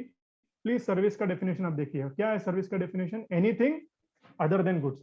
तो it is very difficult to come out of the coverage and scope of GST because definition of goods और definition of service बहुत wide है। और जैसे मैंने बोला कि सप्लाई की जो डेफिनेशन है वो भी बहुत उन्होंने वाइड रखे हैं, जो कि हम नेक्स्ट सेशन में सप्लाई के बारे में समझेंगे। तो ये एक बहुत बड़ी प्रॉब्लम है फॉर जहां पर मैं बोल सकता हूँ कि काफी वाइड उन्होंने जीएसटी का एम्बिट बनाया है। फिर एक जो इंपॉर्टेंट चीज जो जीएसटी में हमें नोट करनी चाहिए कि स्टॉक ट्रांसफर पर भी जीएसटी लगता है। जीएसटी सिर्फ सेल पर नहीं लगता है, स्टॉक ट्रांसफर पर भी लगता है। यानी अगर आपने सेल नहीं किया, सिर्फ मटेरियल ट्रांसफर किया तो भी जीएसटी लगता है। बट इन विच केस, जहां पर आपने एक स्टेट से दूसरे स्टेट में मटेरियल ट्रांसफर किया तो ही लगता है, ठीक है ना? अगर सेम कंपनी ने, let me tell you, please pay attention, same company, उनकी एक ब्रांच महाराष्ट्र में है और उनकी दूसरी ब्रांच हरियाणा में है और उन्होंने सेल नहीं किया, सिर्फ मटेरियल ट्रांसफर किया, तो भी उस पर जीएसटी लगता है। अगर आप दूसरी कंपनी को मटेरियल ट्रांसफर करते हो, दूसरी कंपनी को मटेरियल ट्रांसफर करते हो, सेम स्टेट में भी भले ही वो रहे, तो भी उसी पे भी जीएसटी लगता है। तो ये बहुत वाइड उन्होंने जीएसटी का स्पेक्ट्रम बनाया है। और कुछ सिनेरियोस है जहां पर एम्प्लॉयर एम्प्लॉय ट्रांजैक्शन या फिर आप अपने रिलेटेड पार्टी के साथ अगर कुछ ट्रांजैक्शन करते हो तो वहां पर गवर्नमेंट ने बोला है कि अगर आप पैसा नहीं भी लेते हो तो हम जीएसटी लेंगे। तो कंसीडरेशन तो चाहिए जीएसटी के लिए, लेकिन कुछ सिनेरियोस में कंसीडरेशन नहीं भी है तो जीएसटी लगेगा। हम ये सप्लाई डेफिनेशन के बारे में नेक्स्ट सेशन में समझेंगे, consideration, business, supply and all those things. But अभी मैं आपको एक ओवरव्यू ये दे रहा हूं कि इन सिनेरियो में जहां पर आप अपनी रिलेटेड पार्टी के साथ ट्रांजैक्शन करते हो तो आपको कंसीडरेशन नहीं भी है तो भी जीएसटी पे करना होगा, बिकॉज गवर्नमेंट मानती है कि दे डोंट ट्रस्ट, बिकॉज अगर आप रिलेटेड पार्टी के साथ ट्रांजैक्शन कर रहे हो तो आप उसमें कुछ टैक्स प्लानिंग करके वैल्यू कम कर दोगे और जीएसटी कम भरोगे। तो ये कहीं ना कहीं उनकी एक थॉट प्रोसेस है। तो दे टोल्ड दैट अगर आप कंसीडरेशन नहीं भी है तो आपको जीएसटी भरना है उसमें। इसके काफी सारे प्रैक्टिकल इश्यूज है जो हम नेक्स्ट सेशन में समझेंगे। एग्जेम्पशंस बहुत लिमिटेड है, बहुत लिमिटेड एग्जेम्पशंस है जीएसटी में। अगर आप देखो तो मैक्सिमम 95% सभी चीज टैक्सेबल है जीएसटी में। कुछ बहुत ही इंपॉर्टेंट और जो नेसेसिटी वाले आइटम्स है, यानी कि ड्रिंकिंग वाटर आपका हो गया, या फिर आपकी जो एकदम फूड प्रोडक्ट, जो नेसेसिटी वाले आपके फूड प्रोडक्ट्स है उन पर, और जो कुछ एकदम नेसेसिटी नेशनल इंपॉर्टेंस वाले आइटम्स है उन्हीं पर जीएसटी का एग्जेम्पशन दिया गया है। तो very limited exemption. Somebody is asking that threshold limit is 40 lakhs. See, threshold limit is 40 lakhs, but till now it is not been implemented by the states. So practically, as on today, also what is implemented as on today is 20 lakhs only. Please understand. जो rates है GST के वो ऐसे है, 0% rate है, 0.1% है कुछ products पर मर्चेंट एक्सपोर्ट, 0.125 है डायमंड और कुछ ज्वेलरी प्रोडक्ट्स पर, 3% है ज्वेलरी पर। काफी सारे प्रोडक्ट्स है जो नेसेसिटी हाई इंपॉर्टेंस वाले आइटम्स है, जैसे सोलार एनर्जी वाले प्रोडक्ट्स और कुछ इंफ्रास्ट्रक्चर वाले सर्विसेज को उन्होंने 5% में रखा है। कुछ स्पेशल कैटेगरी ऑफ सर्विसेज को, गुड्स को उन्होंने 12% में रखा है, और कुछ एक 5% आइटम्स उन्होंने 28% में रखा है। But 90% material, 90% goods and 90% services are under the bracket of 18%.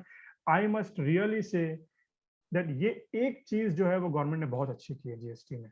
नहीं तो अगर तो एक बहुत बड़ा लिटिगेशन जो हमेशा रहता है कि भाई मेरा टैक्स का प्रोडक्ट क्या है, 12 है या 5 है या 18 या 28 है, ये एक बहुत बड़ा लिटिगेशन होता है। हालांकि अभी जो है उसमें भी लिटिगेशन चल रहा है, ऑटोमोबाइल इंडस्ट्री में कुछ लिटिगेशन चल रहा है for 18 and 28% and all those things, which we will not go into that in detail. Classification जब हम समझेंगे, आई थिंक एक सेपरेट क्लास है क्लासिफिकेशन, उसमें मैं इसके बारे में थोड़ी सी आपको एक्सप्लेन करूंगा इसके बारे में। कॉम्पनसेशन सेस, जैसे मैंने आपको बताया है कि compensation cess is there on motor vehicles and tobacco products, तो जिस पर 28% जीएसटी और उसके ऊपर कॉम्पन। तो आज के डेट में अगर आप प्रैक्टिकली देखो तो मोटर व्हीकल्स के ऊपर 29% से लेकर 49% तक जीएसटी लगता है because of compensation cess. Reverse charge एक बहुत ही इंपॉर्टेंट कॉन्सेप्ट है, काफी लोग चैट बॉक्स में बोल भी रहे हैं कि रिवर्स चार्ज के बारे में बताइए। Let me tell you, reverse charge एक अपने आप में बहुत बड़ा टॉपिक है, तो इसके लिए हमने एक सेपरेट सेशन रखा है रिवर्स चार्ज का। मैं आज सिर्फ ओवरव्यू देता हूँ। रिवर्स चार्ज, सर ये क्या है रिवर्स चार्ज, इसका मतलब क्या है रिवर्स चार्ज का? रिवर्स चार्ज जैसा हमने नाम सुना है, reverse, reverse. For example, I am supplier, Mr. B is recipient. I am supplier, Mr. B is recipient. तो जब मैं मिस्टर बी को सप्लाई करूंगा तो इस पे जीएसटी कौन भरेगा? Please answer, who will pay GST when mister A is supplying to mister B?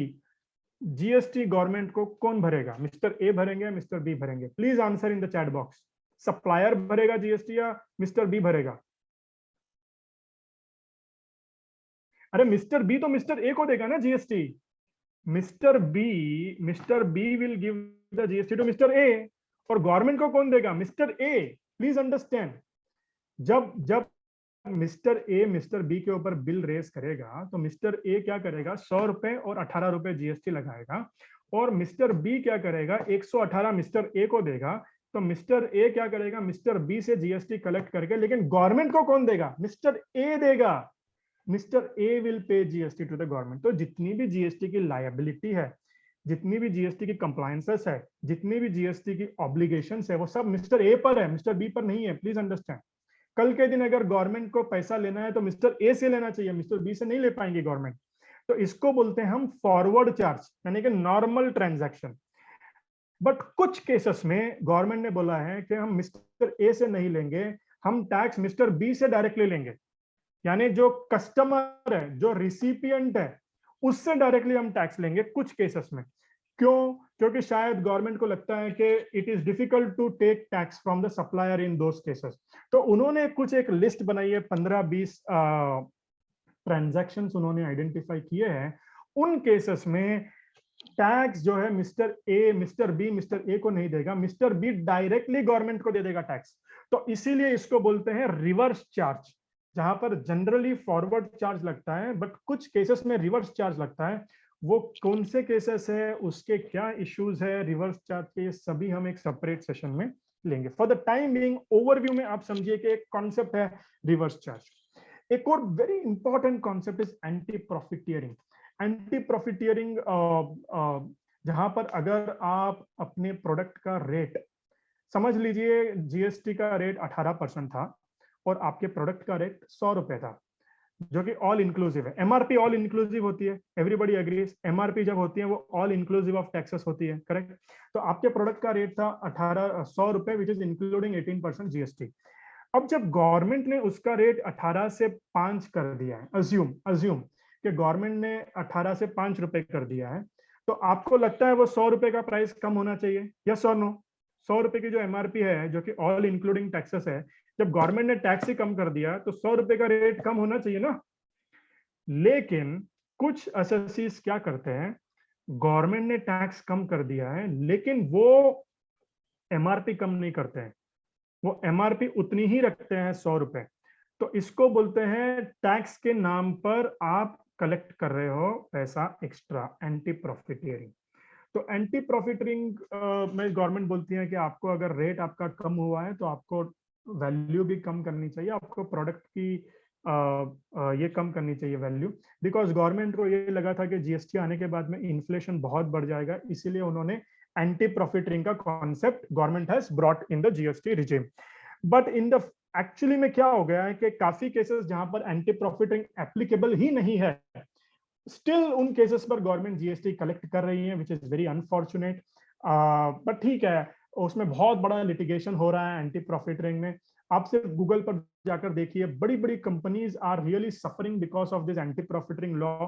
Because जहां पर जेन्युइन प्रॉफिटियरिंग है वहां पर आप लीजिए, लेकिन आप बिजनेस को नहीं बोल सकते कि आप प्राइस कम करो, बिकॉज बिजनेस को बिजनेसमैन को चलाना है, गवर्नमेंट को बिजनेस नहीं चलाना है। गवर्नमेंट के पास उतना पावर नहीं है कि आप जाकर बिजनेसमैन को बोलो कि आप अपना प्राइस कम करो, बिकॉज उसके प्रॉफिट, उसकी कॉस्टिंग, उसका बिजनेस बिजनेसमैन को ज्यादा पता है। Government don't have power to tell the businessman what should be the price. तो इस पे एक बहुत बड़ा लिटिगेशन चल रहा है, but then I will not go into the detail because ये अपने आप में एक अलग कॉन्सेप्ट है। कंप्लायंस रेटिंग सिस्टम गवर्नमेंट बोल रही है कि वो लाएंगे, अभी तक उन्होंने लाया नहीं है, but in future it is expected कि कुछ कंप्लायंस रेटिंग सिस्टम रहेगी, where if somebody is a non compliant tax payer, उनकी रेटिंग कम रहेगी तो फिर उनको कोई लोन नहीं देगा, उनके साथ कोई बिजनेस नहीं करेगा। बट इसमें काफी सारी चीजें प्रॉब्लम भी हो रही है कि बहुत बार क्या होता है, many times it happens that because of financial difficulty, because of some genuine problem, I am not able to pay tax, yes और no? It is possible right that businessman के पास पैसा जेन्युइनली नहीं है, वो पे करना चाहते हैं tax, they don't want to intentionally avoid paying tax, but because of some financial problem they are not able to pay tax. But government ने जो जीएसटी का स्ट्रक्चर बना दिया है over a period of time, government क्या बोलती है, अगर आप 2 महीने टैक्स नहीं भरोगे तो हम आपका ई-वे बिल ब्लॉक कर देंगे, हम आपका रजिस्ट्रेशन ब्लॉक कर देंगे, हम आपका टैक्स नंबर कैंसिल कर देंगे, हम आपके ऊपर इंक्वायरी लगा देंगे, हम आपके कस्टमर को बोल देंगे कि आप नहीं पे कर रहे हो तो फिर आपके साथ आपका कस्टमर बिजनेस नहीं करेगा। ये सब गलत है, ये गलत है, बहुत गलत है, और इससे नुकसान सिर्फ छोटे बिजनेसेस का होने वाला है। तो ये जो पूरा सिस्टम है जहां पर यू कैन नॉट से, हाँ ठीक है, अगर कोई लेट टैक्स पे कर रहा है तो वो इंटरेस्ट के साथ पे करेगा ना, यस और no? I am going to pay with interest, right? तो गवर्नमेंट को तो इंटरेस्ट मिल रहा है, तो फिर क्यों गवर्नमेंट ऐसे प्रोविजंस लेकर आए जहां पर आप बोलते हो कि अगर आपने 2 महीने कम पे किया तो हम आपका सिस्टम ही ब्लॉक करें? आप मानिए, अगर ई-वे बिल ब्लॉक कर दिया तो practically a person can not do a business. As per Article 302 of the Constitution of India, you cannot stop anybody from doing business. Business must be free. But GST में कुछ ऐसे provisions है जहां पर government बोलती है कि अगर आपने 2 महीने नहीं टैक्स पे किया तो हम आपका ई वे बिल ब्लॉक कर देंगे, हम आपका ई इनवॉइस सिस्टम बंद कर देंगे, हम आपका रजिस्ट्रेशन बंद कर देंगे, हम आपके कस्टमर को बता देंगे आपके साथ कस्टमर बिजनेस नहीं करेगा, आपकी कंप्लायंस रेटिंग गिरा देंगे। ये सभी गलत प्रोविजंस है। ये एक बहुत ही गलत डायरेक्शन में जीएसटी गया है in last 4 years. I hope government realize करे और ये सभी चीजें बंद हो जाए।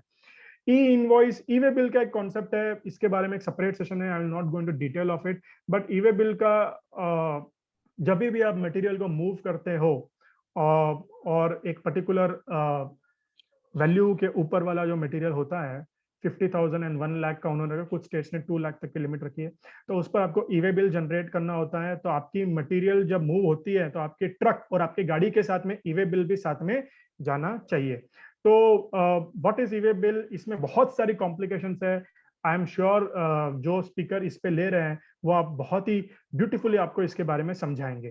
फिर ई इनवॉइसिंग जो एक नया कॉन्सेप्ट गवर्नमेंट लेकर आई है, जो पहले 500 करोड़ के ऊपर वालों के लिए एप्लीकेबल हुआ था 1 अक्टूबर से, इमीडिएटली 1 जनवरी से उन्होंने 100 करोड़ के ऊपर वालों पे भी ई इनवॉइसिंग लगा दिया।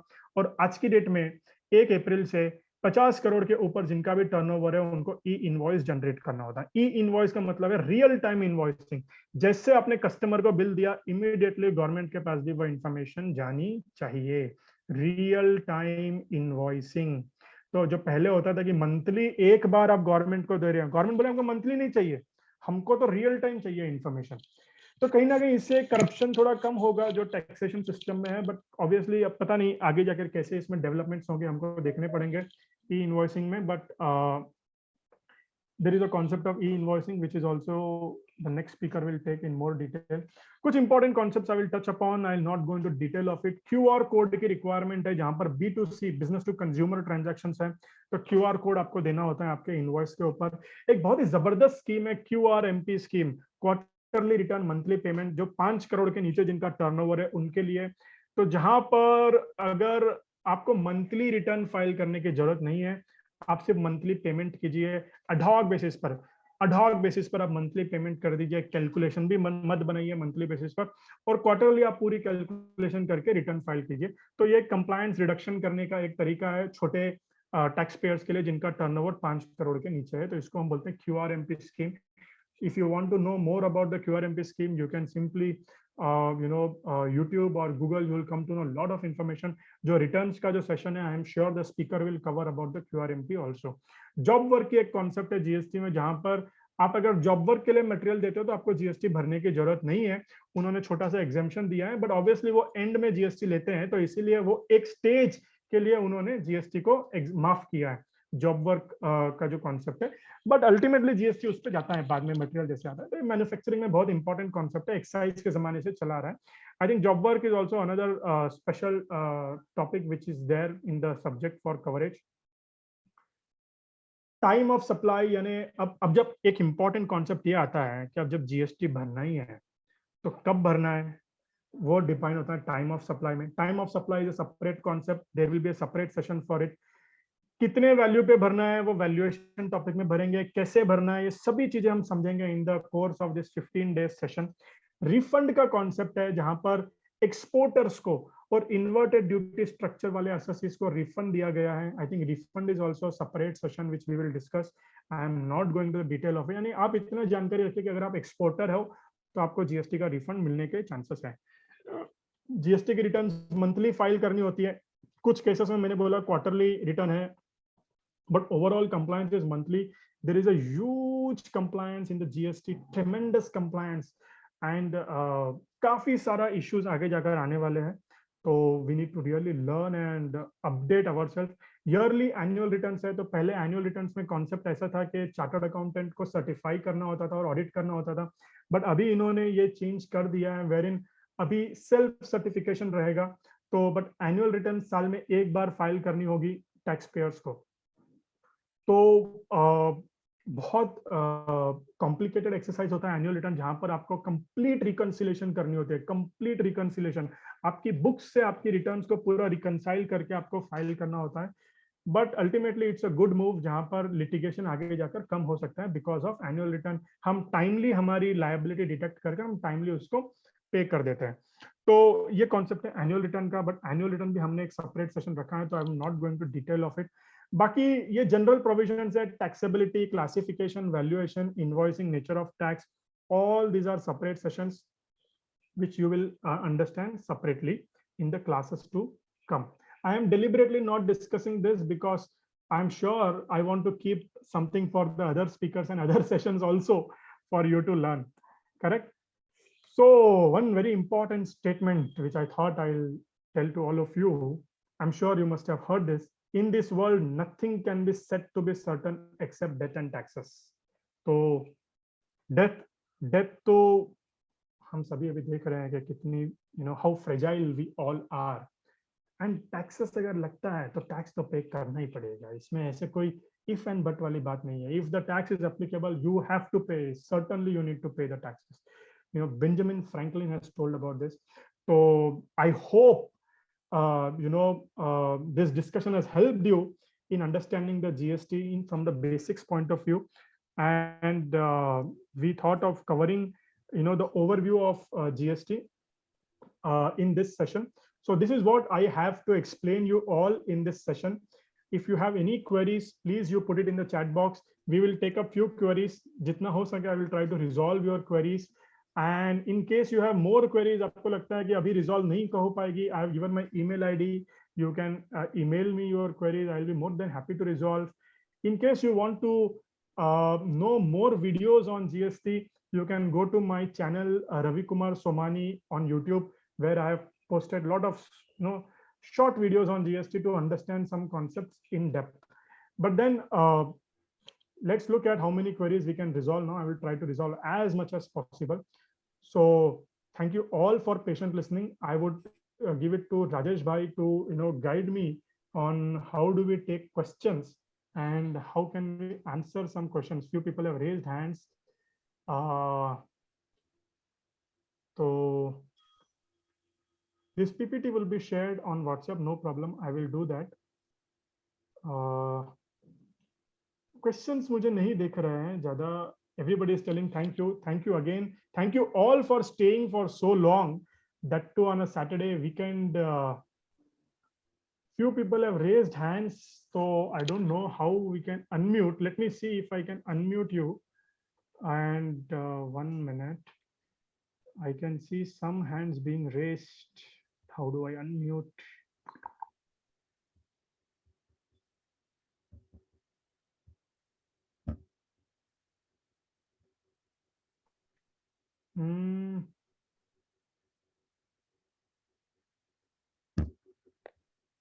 Rajesh bhai, you are there? Yeah, I am there. Friends, just what I have observed, some questions are with respect to the next topic. For example, we will cover job work in the separate topic, right? So with queries with respect to the job work, we will cover in that separate session only. If we have specific queries with respect to the today's discussion, we are very happy to discuss the same. If you have queries related to the topics which we will cover in the next session, I think we should cover that queries in next session only after completion of the session. Somebody is still asking about the 20 lakhs and 40 lakhs. Let me tell you, law में government ने change कर दिया है, जहां पर the limit को उन्होंने 20 लाख से 40 लाख बढ़ाया है, बट देन उसको अभी तक नोटिफाई नहीं किया है. उन्होंने स्टेट गवर्नमेंट पे डाल दिए हैं चीज के. हर एक स्टेट गवर्नमेंट अपने स्टेट के हिसाब से आप नोटिफिकेशन निकालिए और आप 20 लाख को 40 लाख कर सकते हो अपने स्टेट में. But till now what I have seen is none of the state government has done this change and it is still 20 lakh in all the states. ठीक है ना? तो प्रैक्टिकली उनके पास एवेन्यू है 40 लाख तक थ्रेशोल्ड लिमिट को लेके जाने का, बट हमने अभी तक देखा नहीं है किसी भी स्टेट गवर्नमेंट ने इसको इम्प्लीमेंट करते हुए. So this is what I wanted to again explain.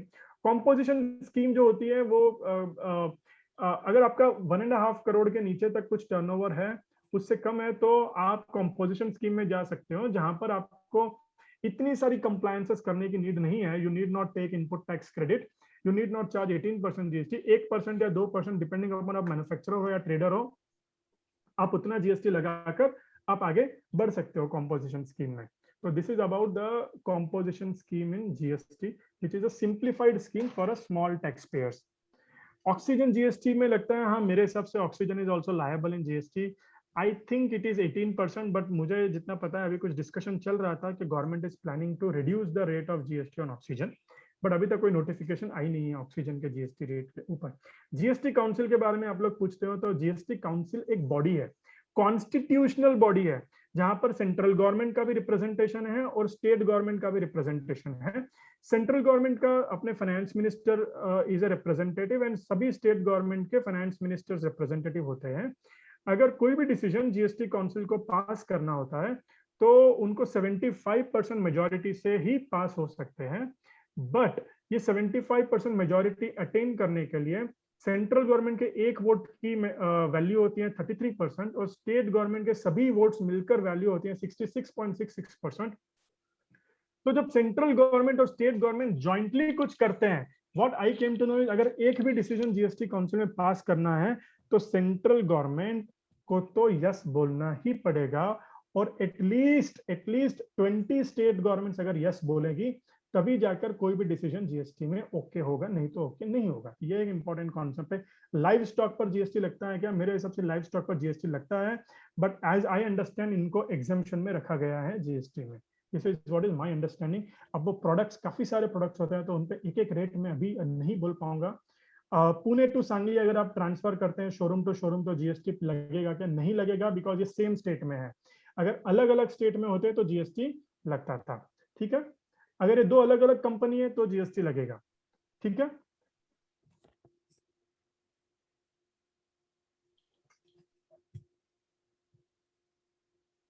Manufacturing setup आप मूव कर रहे हो दूसरे स्टेट में तो जीएसटी लगेगा। उसमें एक कॉन्सेप्ट है ट्रांसफर ऑफ बिजनेस वाला, वो अलग कॉन्सेप्ट है।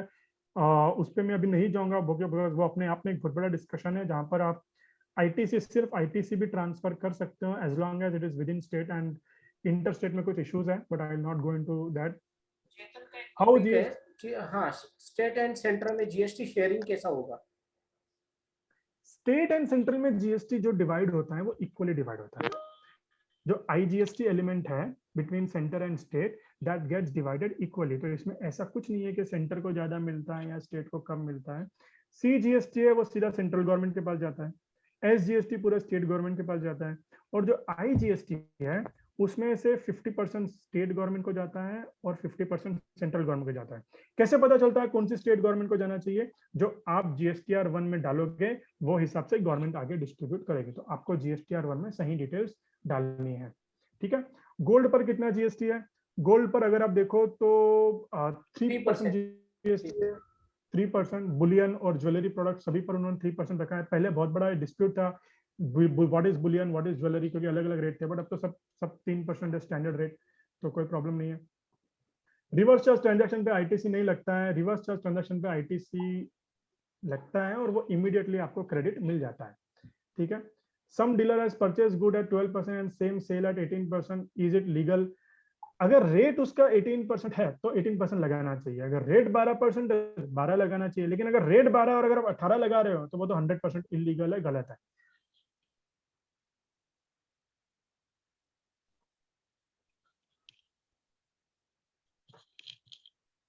और जरूरी नहीं है कि जो रेट में मैंने परचेस किया है वही रेट पे आगे लगाना चाहिए। शायद जब मैंने परचेस किया तब 12 था और जब मैं सेल कर रहा हूँ तब शायद गवर्नमेंट ने रेट चेंज करके 18 कर दिया।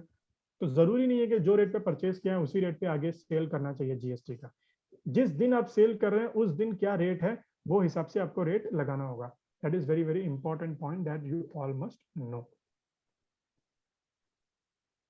Job work is a separate topic, so I'll not go into the job work aspect.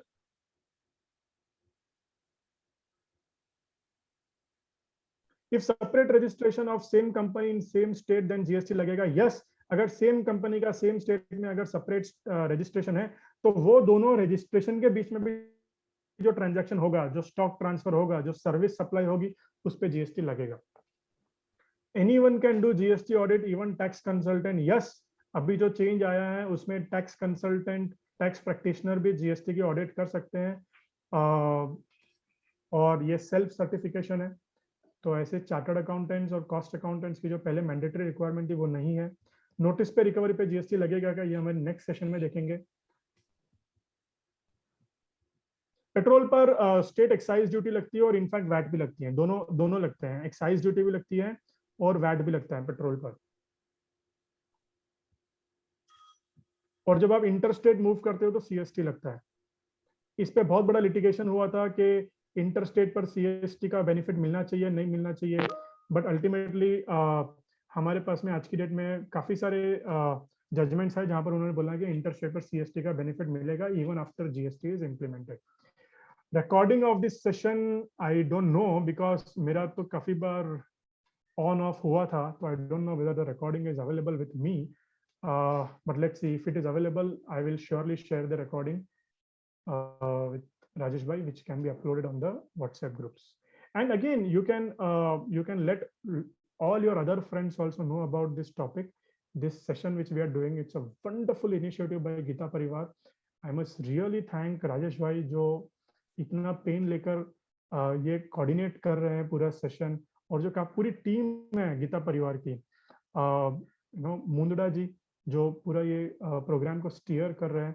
I am really thankful to them for doing all this efforts for the benefit of all of you, and you need to inform to all your other friends and colleagues ताकि वो भी इस programme का benefit ले सकें.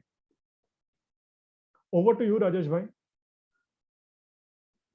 Thanks a lot, Ravi Somani sir, for accepting our request and enlighten us on the very important topic GST overview. I just like to add one point.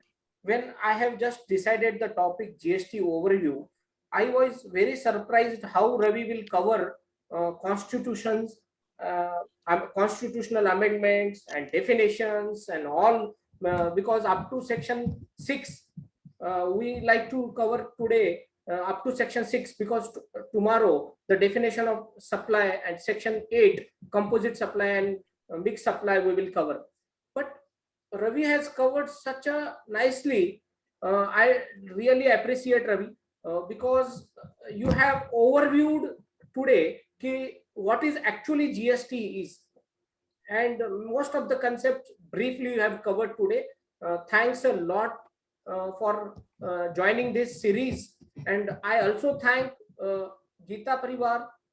I thank SG Mundada sir, and also I thank all the participants for joining this session. I request every one of you, if you can have any point for development of this series, any new topic. Today we made some mistake, technical support was not there, or some other issues, mute and all problems. From tomorrow we will streamline all the issues and give maximum weightage to the session. Thank you. Thank you all for joining this session. Yeah, thank you everyone. Bye. See you all tomorrow morning 9 a.m. again. Yes sir, thanks a lot. Yeah. Bye all.